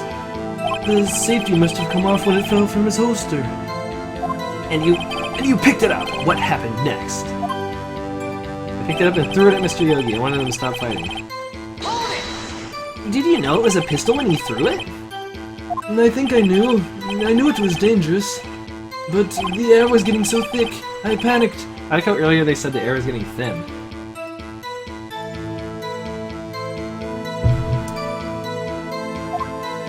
So you're saying that you threw the pistol at Mr. Yogi? And I was in a daze. A moment later, there's a single gunshot and a scream. The gun fired once? Yes. And I think after I threw it, I lost consciousness. Since then, they've echoed in my head every day. That gunshot and that horrible scream. The scream. It was a terrible scream. I remember it to this day. To this day? Yes, I can practically hear it now. I doubt I will ever forget that scream as long as I live. There it is. One part of the testimony that clearly contradicts the evidence, but I don't know what it means. I better find out and quick. Poor Yami Yugi. Part of the cards is not with it. Or Edgeworth. Okay. I'm pretty sure it's the fact that there were 2 gunshots, right? So I just need to look at the evidence and find where...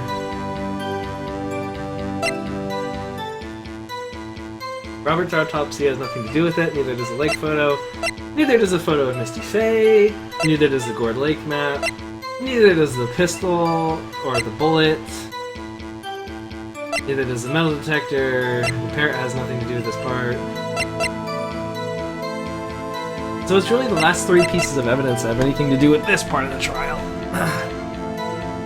So we have to figure out which part of these 3 pieces of evidence contradicts.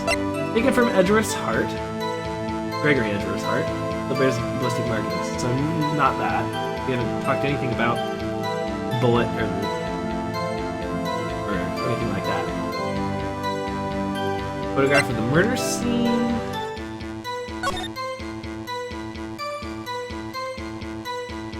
So, 1 bullet's in his heart, and then there's a bullet hole in the window, which would say there were 2 shots. I don't know. Maybe I could use that. Let's see what this says. I haven't read this whole thing. Case summary. Yeah, it's that same day, 2001. Elevator, district courthouse. Error in elevator with oxygen depleted. At the time of incident, no clues were found on the scene. No clues found on the scene. Victim data, Gregory Edgeworth, age 35. Defense attorney, trapped in elevator. Returning from a lost trial. Son, Miles Edgeworth, 59. 1 bullet in the heart. The murderer fired his weapon twice. Okay, so this is the piece of evidence that says where, yeah, it says twice. So this is what I'll probably reference. Yeah. Oh, no worries. I hope you're enjoying it. The elevator, when we lost the oxygen information. There's a rest. Can't see the bits.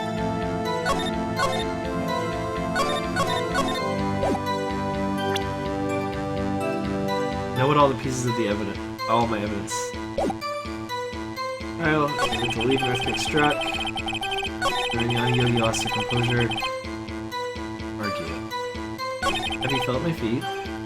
Look through it. A moment later, there was a single gunshot.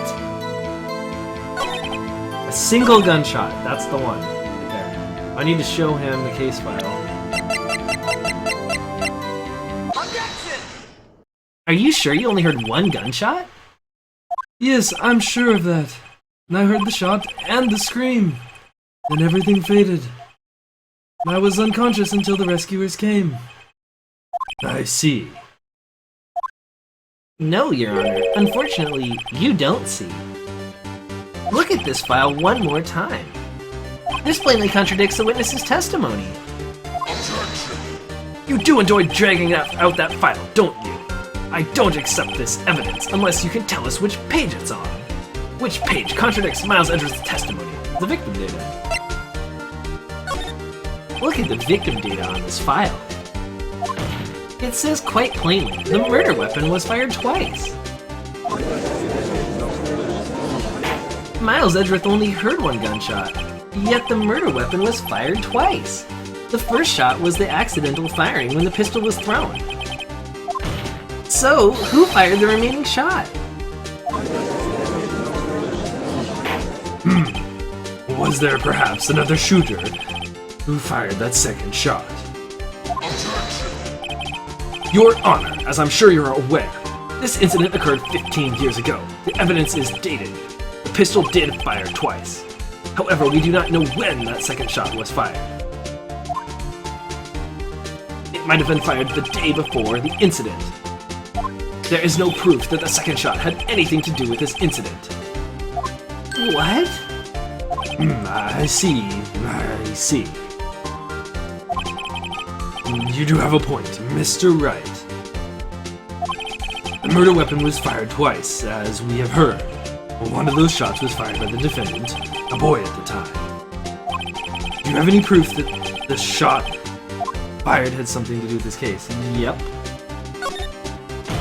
Your Honor, I think I will be able to show you proof. What? Impossible!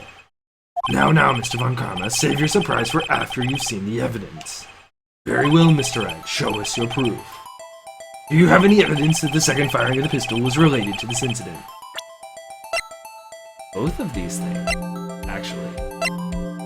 The bullet was in the heart, but the other bullet was in the...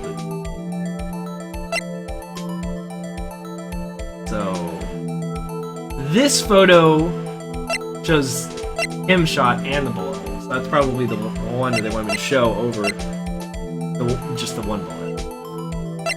Which makes sense. I want to show the two happen, not just one. Look at this photograph. Mr. Wright, if you mention Nickelback in this court again, you'll be thrown out. This is the photograph of the scene of the crime 15 years ago. This is the photograph. Dang it, Mr. Wright, you have me doing it too. And I can see that the victim lying there is Mr. Gregory Edgeworth. This proves the murder weapon was fired twice at the time of the incident. This photo proves it. So let me get this straight. This photo proves 2 shots were fired. Where? Your Honor, please get a clue. Show the judge the contradiction in the photo! Well, he's shot, clearly. But there's also a bullet hole. Take that! Yeah, it should be obvious. The contradiction is here. I see. A bullet hole in the door. Your Honor, Gregory Edgeworth is killed by a shot from the pistol. Yet there is also a bullet hole in the elevator door. We also know that the murder weapon was fired twice. Thus, someone other than Edgeworth fired that second shot. Order. Mr. Wright, what are you driving at? It's simple, Your Honor. At the time of the incident, 2 shots were fired. One went into Gregory Edgeworth's heart. The other hit the elevator door. Remember that the defendant lost consciousness after the shot he fired rang out. In conclusion, we must agree that the second shot was fired by someone else. Mr. Wright, but who could that someone else be? The murderer, of course. I knew I should have stepped in before your wild fantasies got out of hand. Mr. Wright. Look once more at the DL6 incident case file. Look closely. Try the case summary page. The case summary? That's on page 1. Look what is written there. Not a single clue was found on the scene. The pistol had indeed been fired 2 times. Then the other bullet would have been discovered on the scene. He does have a point. That second bullet has never been found. Why? Because the second bullet does not exist. That bullet that claimed Gregory Edgeworth's life was the one fired by his own son. That is the truth of this matter. The whole truth. Nothing but the truth. It was undoubtedly something else that made that bullet hole in the door. He even called it a bullet hole. Order. I will have order. Mr. Wright has proven one thing to us quite clearly. That the murder weapon was fired twice at the time of the incident. However, as Mr. Von Karma says, the second bullet was not found. And it is highly unlikely that the police merely overlooked the second bullet. So, all we have is a single bullet fired. I'm afraid I have to discount the defense's claim. I praise the judge for his wisdom in this matter. Yeah, how did this happen? I don't believe that the second bullet doesn't exist. Was I wrong? Have I been wrong about this whole incident? What are you gonna do, Nick? Why aren't you raising an objection? I'm sorry, Maya. What? It looks like I was wrong. Nick? If the second bullet wasn't there, then all my conjectures are for nothing. No! But you said you'd do it, Nick. You said you'd get Edgeworth declared innocent. I'm sorry. It's just, when I saw the photograph, I thought that 2 shots had been fired. I was so certain of it, I thought I'd won. I thought there was another person, someone else who fired that killing shot, but now... It was wrong to think it could have been that simple. This case has stood unsolved for 15 years. Nick! Well, it seems that we have finally cleared up this incident. Only 1 bullet was found at the scene of the crime. The shot was fired by Mr. Miles Edgeworth. Precisely. I would like to ask one thing of Mr. Miles Edgeworth before passing my verdict. Have you been paying attention to the trial so far? Yes, Your Honor. Do you have any objections? No. No, I do not. So you killed your father, though that was not your intention. Yes, I did. Oh no! He's accepted the guilt! Very well. The statute of limitations on the murder of Gregory Edgeworth runs out today. Therefore, I must pronounce a verdict on the defendant today, right here. Right now! Indeed. Does anyone have any objections? I've been here before. It's just like my first day in court. There are so many things I know I should be saying. My mind's gone blank, I can't find the words. Mr. Wright. I have no objections. You're good. Just carry on. No, I clearly have objections.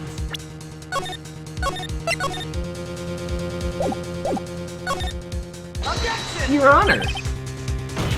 I object.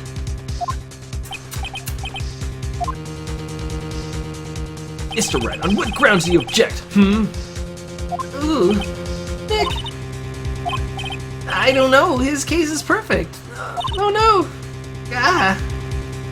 It must exist. Second bullet. What? What did you just say? Nothing! The second bullet must exist. But where? Someone took it. It seems waiting is not going to produce us any answers from Mr. Wright. Wait, Your Honor. Hmm? The second bullet, it existed. What? But we just heard proof that it did not exist. I realize that, Your Honor. I'm really grasping here. It's just someone took it from the scene of the crime. That's what happened. But who? The murderer. The murderer! Then tell us, just who is this murderer? I'm still thinking about that one. So the criminal took the second bullet, but why? Huh?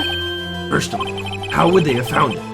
It's not easy to find a stray bullet, Mr. Wright. Believe me, I've tried many times. Was there some pressing need for the murderer to search for that bullet? Murderer had to find her. The murderer didn't need it. What? Need? The murderer had to find it.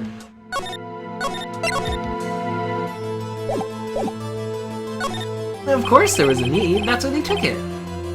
What possible reason could they have had? Well, the reason the murderer took the bullet away from the scene with them is... Bullet would be proof? The murderer is cautious.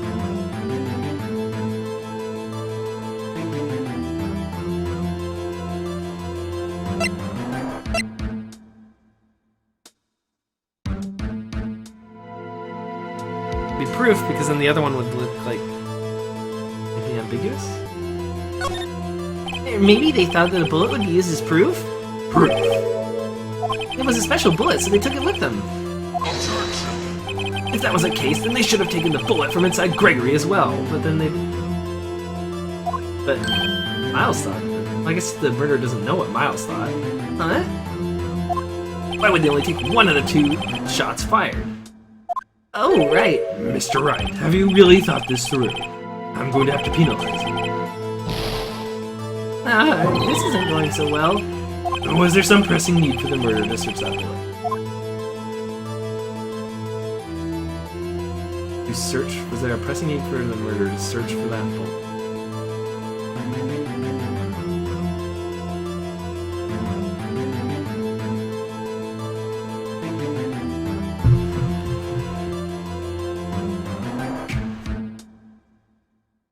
Murderer didn't need it?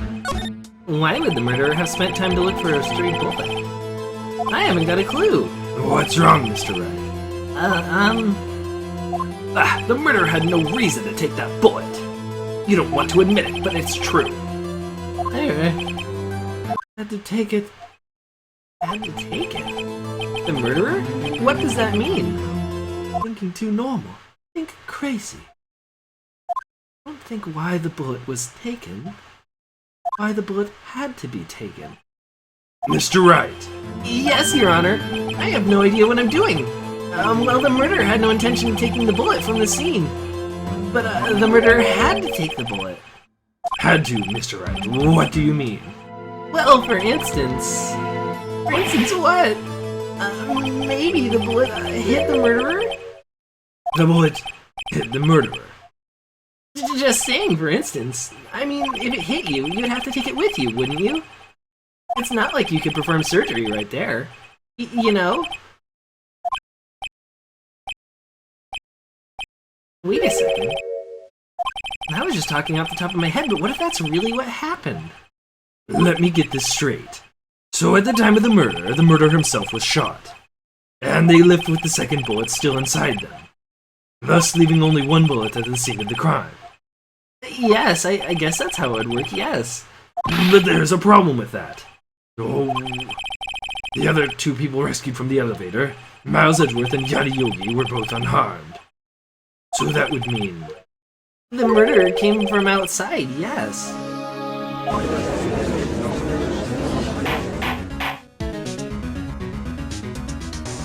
The two men fight inside the elevator. Trying to stop them, the boy picks up the pistol at his feet and throws it. The pistol discharges and the bullet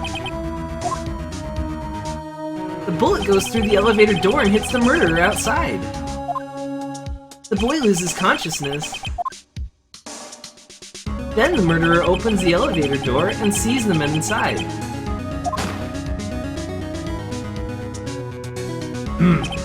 Mr. Wright, you are truly the most unpredictable defense attorney I've ever known.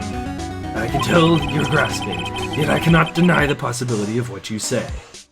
Objection! What are you saying? Deny it! Deny it! No one is involved in the no one involved with the incident was wounded. There was no murderer. No one was wounded at the time of the incident. He's right. I can't think of anyone. Hey, Nick. Huh? I just thought of something really crazy. Crazy? Remember what Mr. Grossberg said yesterday? Gregory Edwards dealt a blow to his perfect trial record. Wow. It must have been quite a shock for Von Karma. He took a vacation for several months after that, you see. Yes, an unusual event for the man. That was the first and the last vacation he's taken in many years of prosecuting. But what if Von Karma didn't take that vacation because of shock? Who took it because he was injured? Which would mean... It could only mean one thing. he was the murderer in the Deal 6 incident. He was the man who shot Gregory Edgeworth. It was Von Karma. Oh man. Something wrong, Mr. Wright. You seem dazed. No, Your Honor. Well, you have indicated the possibility that the murderer came from outside. Can you give us the name of your suspect? Uh-oh. Should I come out and say it now? Yeah. Let's say it now. Your Honor, there is a suspect. One lone suspect. Well, this is certainly interesting news. Very well, Mr. Wright. Who is your suspect? My hands are shaking. What? Von Karma! Von Karma?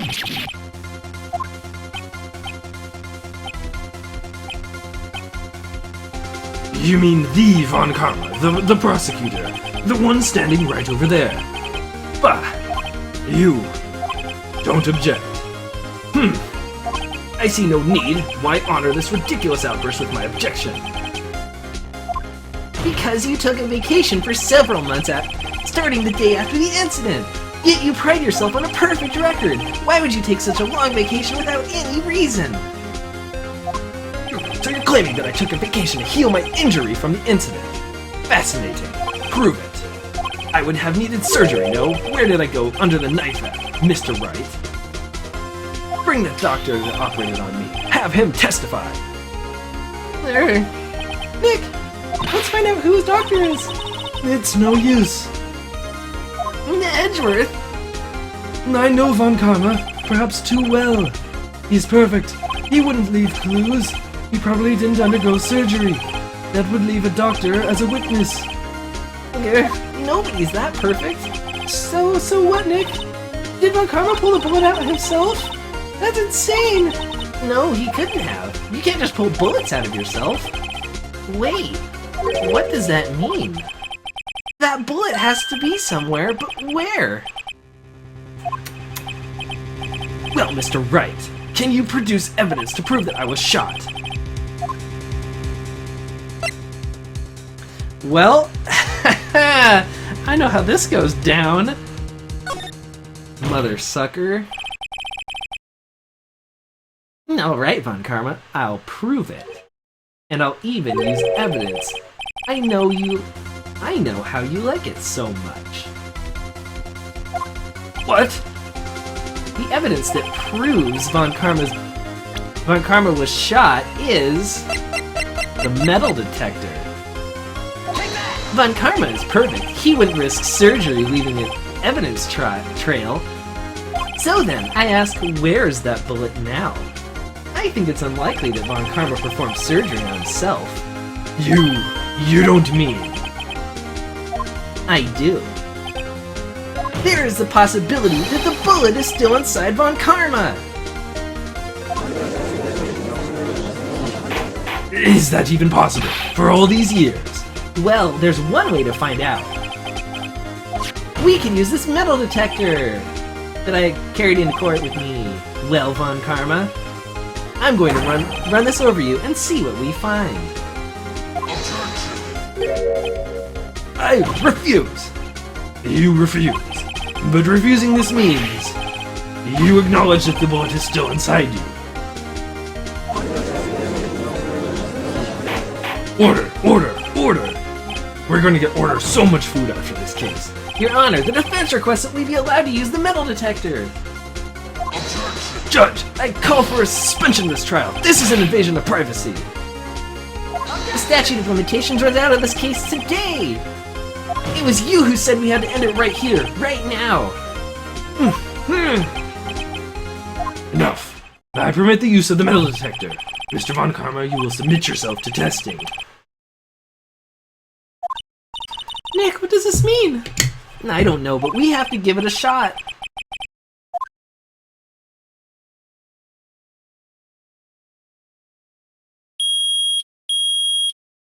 It reacted. Something's in his right shoulder. The bullet. In the DS game, because they are all about touch controls, you actually swipe the metal detector over him, and when you get over his shoulder, it's like beep, beep, beep, beep, and you're like, oh, because you do it yourself. The game doesn't do it for you. Mr. Von Karma? You! It was you! I was afraid this would happen, and so I remained silent. Indeed, there is a bullet in my shoulder. However, it has nothing to do with this incident. What? I was shot in the shoulder long before the DL6 incident. I claim that the bullet in my shoulder has no relation to DL6. But Mr. Von Karma, can you prove that? Prove? I have no obligation to prove anything. It is Mr. Wright who must prove something here, not I. Mr. Wright? Well, can you prove it? And you prove that the bullet in Von Karma's shoulder was from DL6. Of course he can't. You don't have any DL6 evidence. That's because you took it out of the record room yesterday. With no proof, you cannot convict me of any crime. I'm sorry, Mr. Wright. I know, rip out show him look at the ballistic markings. No, I'm the one who's sorry, Mr. Von Karma. What? You were close, one day away from freedom. But you see, I have proof! What? Who would have thought that you would dig your own grave trying to convict Edgeworth? I can link that bullet in your shoulder to the DL6 incident. And here's my final proof! Taken from Gregory Edgeworth's heart, still bears the clear ballistic markings. That's a bullet. Where did you get that? This is the bullet used in the DL6 incident. It was taken from the heart of the victim, Mr. Gregory Edgeworth. The bullet is preserved quite nicely with all the ballistic markings intact. Ballistic markings? You may recall the term. It came up in the first trial 2 days ago. Ballistic markings are the fingerprints of a weapon. But that's from Edgeworth, not Karma.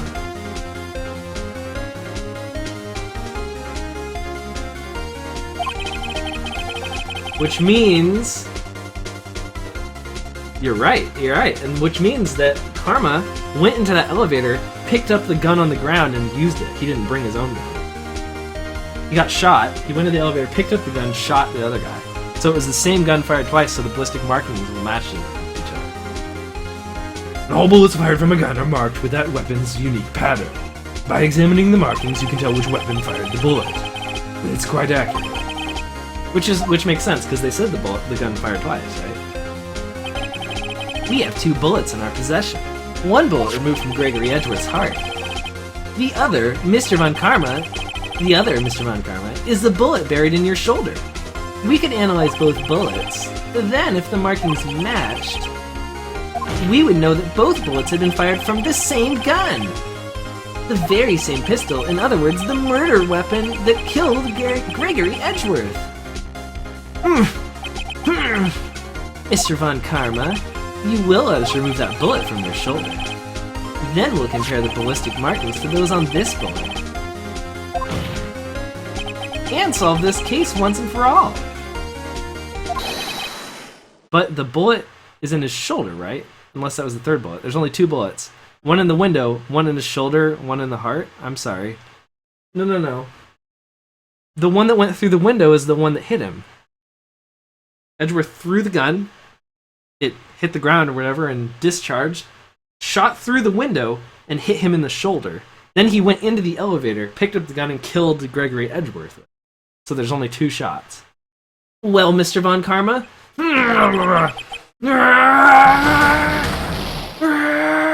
Going Super Saiyan!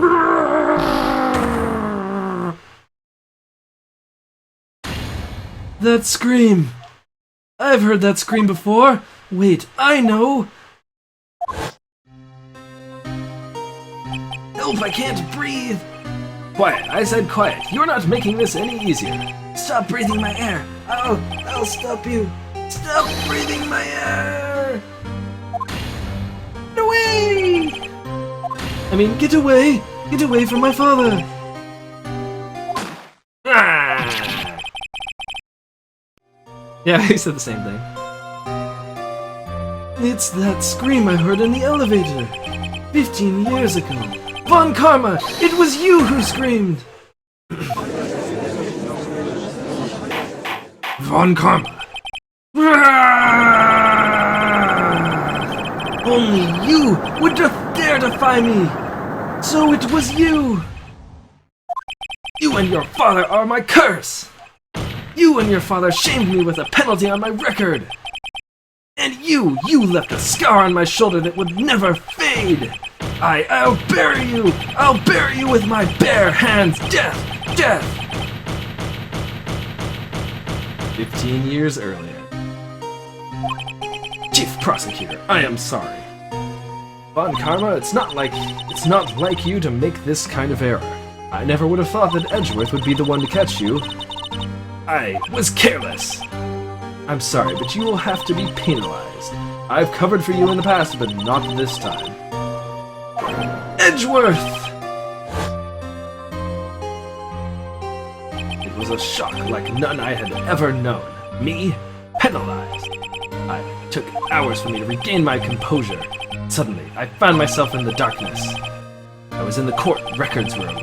I must have wandered in there without thinking where I was going. The room was pitch black. The lights must have gone out.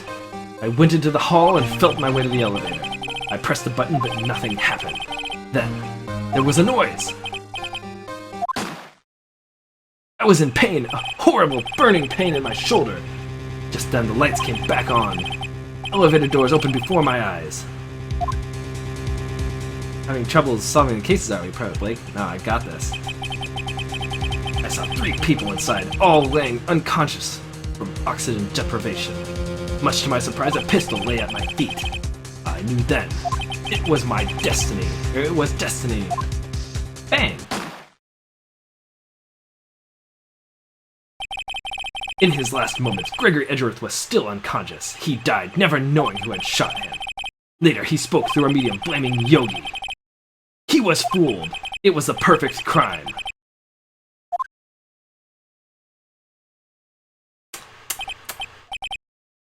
Who would have thought another man would have come to open that elevator door? Judge! What? So did he like pry it open? Because they had no power. I guess he did. What? What are you doing?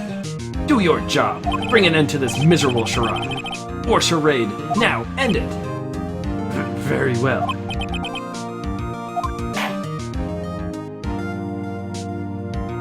It appears that we have come to a very long way to the end of this maze. 15 years later, Mr. Miles Edgeworth? Yes, Your Honor. You were innocent. You are innocent. As you said, it was all a nightmare. Yes, Your Honor. This court finds the defendant, Mr. Miles Edgeworth, Not guilty. We're gonna have to get more confetti. That is all. This court is adjourned.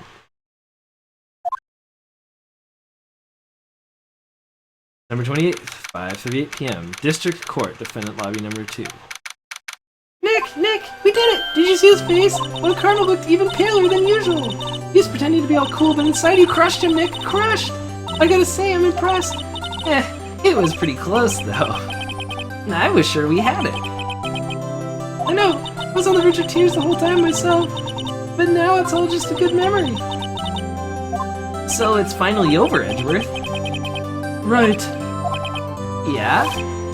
I'm not sure how to say this. I know. Try thank you. I see. Thank you, right? You're welcome.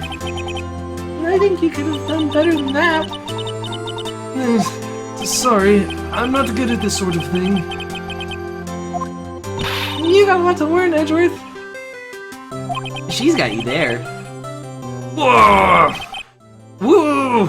Amazing, pal. You pulled through just like I thought you would. And I'll never forget this. I owe you one, pal. And tonight, let's party. Dinner's on me. Yeah, my salary went down a bit this month. But who cares? See, Mr. Edgeworth, you should take a lesson from Detective Gumshoe.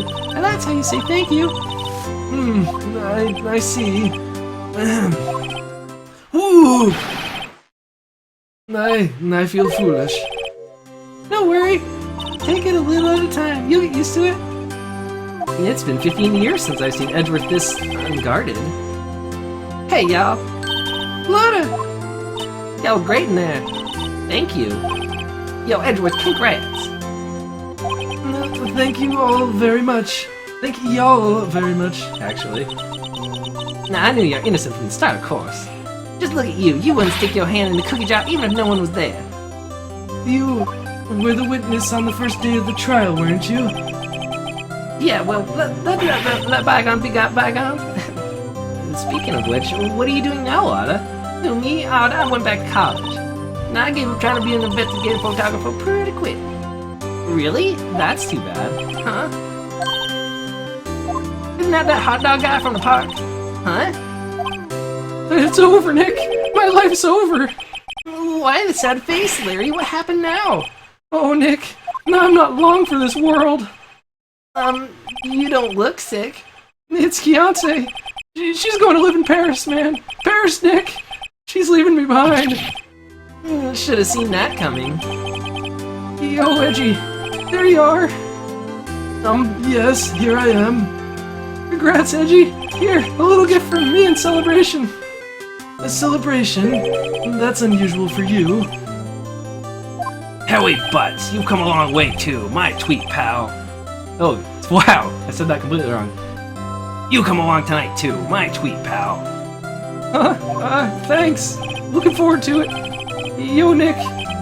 That's the suit that questioned me. When he says treat, that's not police talk for prison food, right? Right? I think you'll be fine, Larry. Right. Yeah, what's up? That envelope that Larry gave me, it's got money in it. Well, yeah, that's not that strange. People give money away to celebrate something. People give money away to celebrate sometimes. It's $38, right?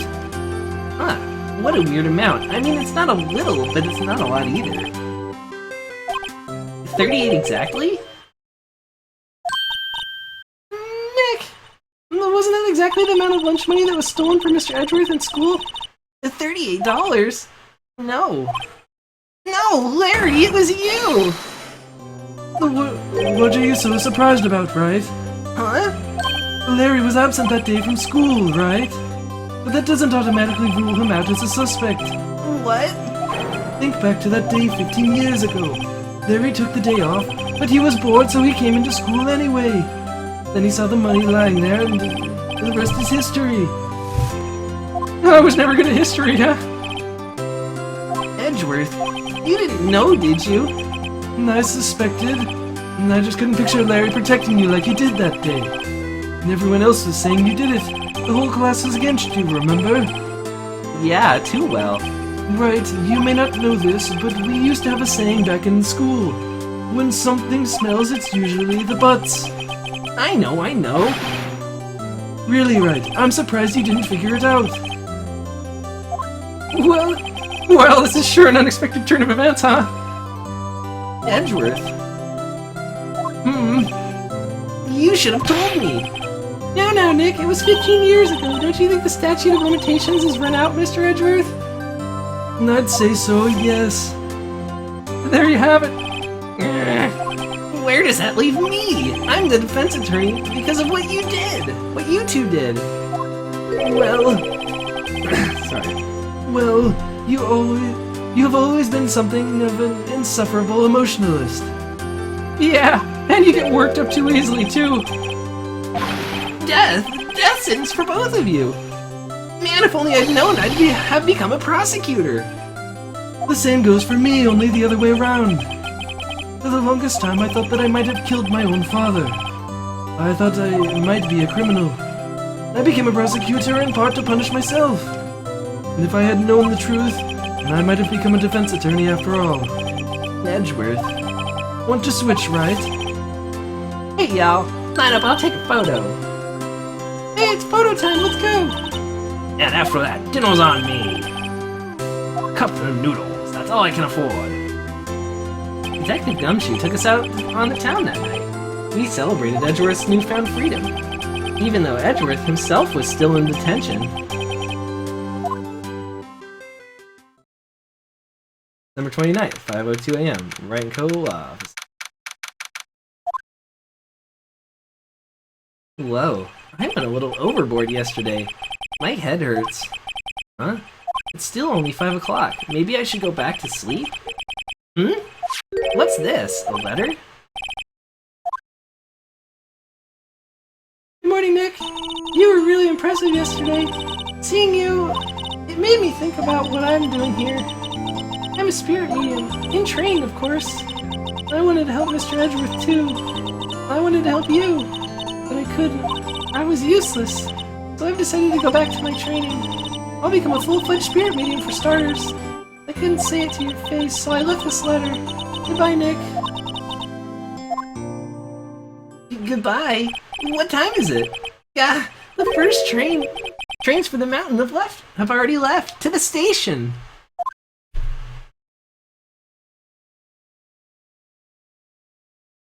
And I guess I'm too late. Hey! Hey, Nick! Maya. So, you're leaving? Yeah, it's hard being a spirit medium who can't talk to spirits. And I think you'll do fine without me, Nick. Be good, okay?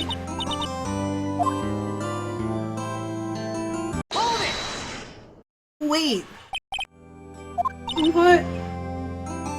I never could have saved Edgeworth without your help. Huh? On the last day of the trial, I heard her. I heard Mia's voice. You heard my sister? Yes, only her voice, but still, it was at the very end when I thought we lost everything. Well, that's my sister for you. Detective Gumshoe helped, and Mr. Grossberg, and even Larry. I'm the only one who couldn't help. I was useless, Nick. But you were the one who stopped Von Karma, Maya. Huh? I didn't do anything. All I did was wander around in a daze. Sorry, but I have evidence that you helped. Evidence? So, Maya, some evidence to cheer her up. I'm an attorney! No. It's definitely the bullet that she helped to get. There you go. The bullet? Von Karma was convinced he had taken all the evidence pertaining to Deal 6. You were the one who rescued the last piece of evidence we needed. This is the bullet that put an end to Von Karma. And you were the one who gave it to me. Nick! Thanks, Maya. I couldn't have done it without you. I'll be back soon. Huh? I'm going to complete my training and come back. Okay, I'll be waiting. Of course you will. You can't run that office by yourself. You're hopeless. I don't know about that. So, this is it. See you soon, Maya.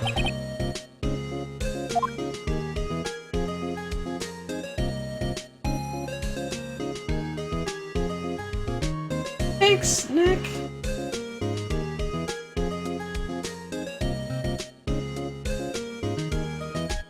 And so my story ends. Time to turn a new page. And say goodbye to the novice defense attorney that I once was. Private Kids and his 4Kids Pokemon voice. Yep. Now, a new story begins. The same old crazy cast of characters. Don't think you've graduated yet, amateur. Mr. Wright, perhaps you'd like to rethink that claim. Yes, Your Honor. Uh-oh, I got a bad feeling about this.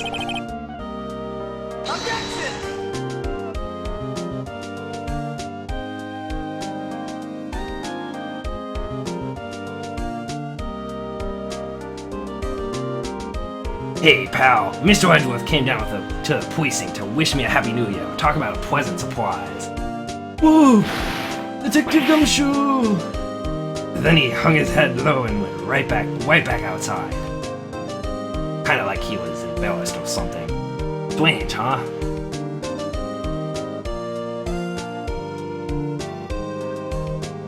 I know, I love the end cases. They're so good. So good. Nick? No, I haven't seen him lately. Ooh, me? No, I've been working at a cheese shop. That Missy's a nice lady, but she's not exactly what you call a cheap date. Huh? Oh, she's in Hawaii right now, yeah.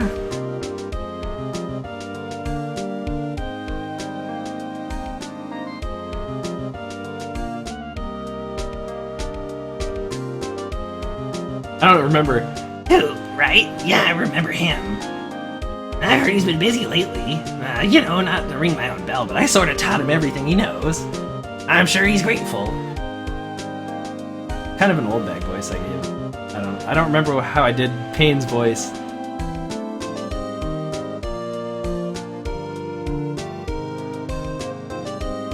Phoenix Wright? The defense attorney from whom I wrote that affidavit for. Yes, you should know I've taken over management of Gatewater Hotel recently. Should you be in the area, please stop by. I'm gonna forget so many people's voices during this. I think his was kind of more of like an announcery voice or something like that. Oh, it's you. Phoenix Wright. Yes, me as understudy, was he not? I wonder how he's doing. Haven't seen him of late. The days of my youth. Like the scent of fresh lemon in the sea.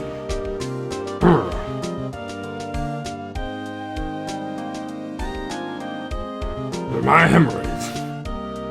My hemorrhoids. Phoenix Wright? Is he an actor? Well, I'm not buying it. You can't be a star with a name like Phoenix. Did you know they're already putting him with the hammers and the DVDs in the box set? And I know the DVD, the theory doesn't wear the letters say keep him. I have no idea what she said. I tried.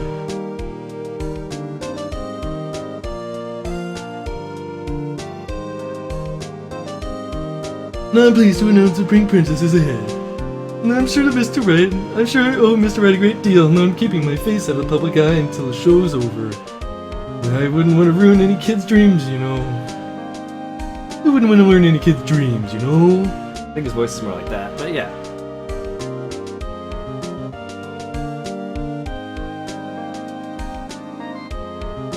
Oh, I got a letter from Maya the other day.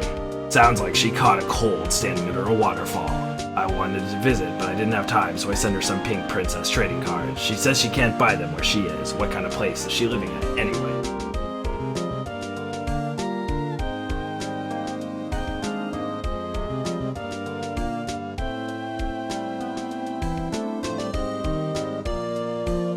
Right, who's that? You want to talk? Let's talk Pink Princess, alright! But, you know, I snuck into the studio the other day, and I saw her. The one inside the Pink Princess suit. What a dog! It's kind of a shock for a boy of my tender age. I know, I gave Penny a really manly voice. I was like, I don't know what to give her. Manly voice, manly voice. Yeah, I remember, right? He's that lawyer guy. Me? Now, I'm trying to become a paranormal photographer. You know that picture I took of everyone? Well, just behind them there's a ghost. For real. Now that's talent. I will be famous.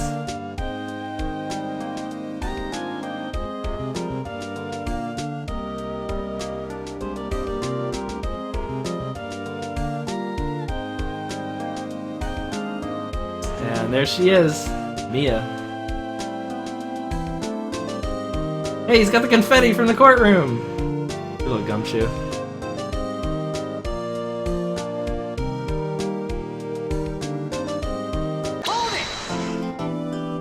Oh, wow! And they even put... They have the DLC from the original game! Oh, no, I didn't want to start it yet. Yeah, sure, yeah, I want to save, but... Okay. So this case is not really part of the original series. It's I'm pretty sure it's just DLC, or like it came out on like a later version or something like that. But it's like I don't think it's canon, is what I'm saying. But the characters in it that they introduce in it are canon, so it's a little interesting. This is kind of the origin story of a character who's around for the whole series after this point. And I don't know if I'll get to that today. My voice is beaten up quite a bit from that. So I think I'll probably call it a rest at this point. But yeah, 2 hours, 23 minutes stream. My voice tends to give out around 2 hours, so I actually did surprisingly well with not that much water. But anyway, no, it must be canon because it has Emma Skye in it. It's her first appearance. I don't know. I'm actually not sure, but I think they added this case in later. So anyway, yeah. Hey, I'm glad you guys enjoyed it and my 4Kids voice. That was pretty sweet. Thanks for joining me. And we will pick this up, I don't know, maybe in a few days, something like that. Yeah, appreciate it. And we'll see you. I'll see y'all later. Next time on Ace Attorney. Episode 5. Just gonna end the stream before I make this more awkward.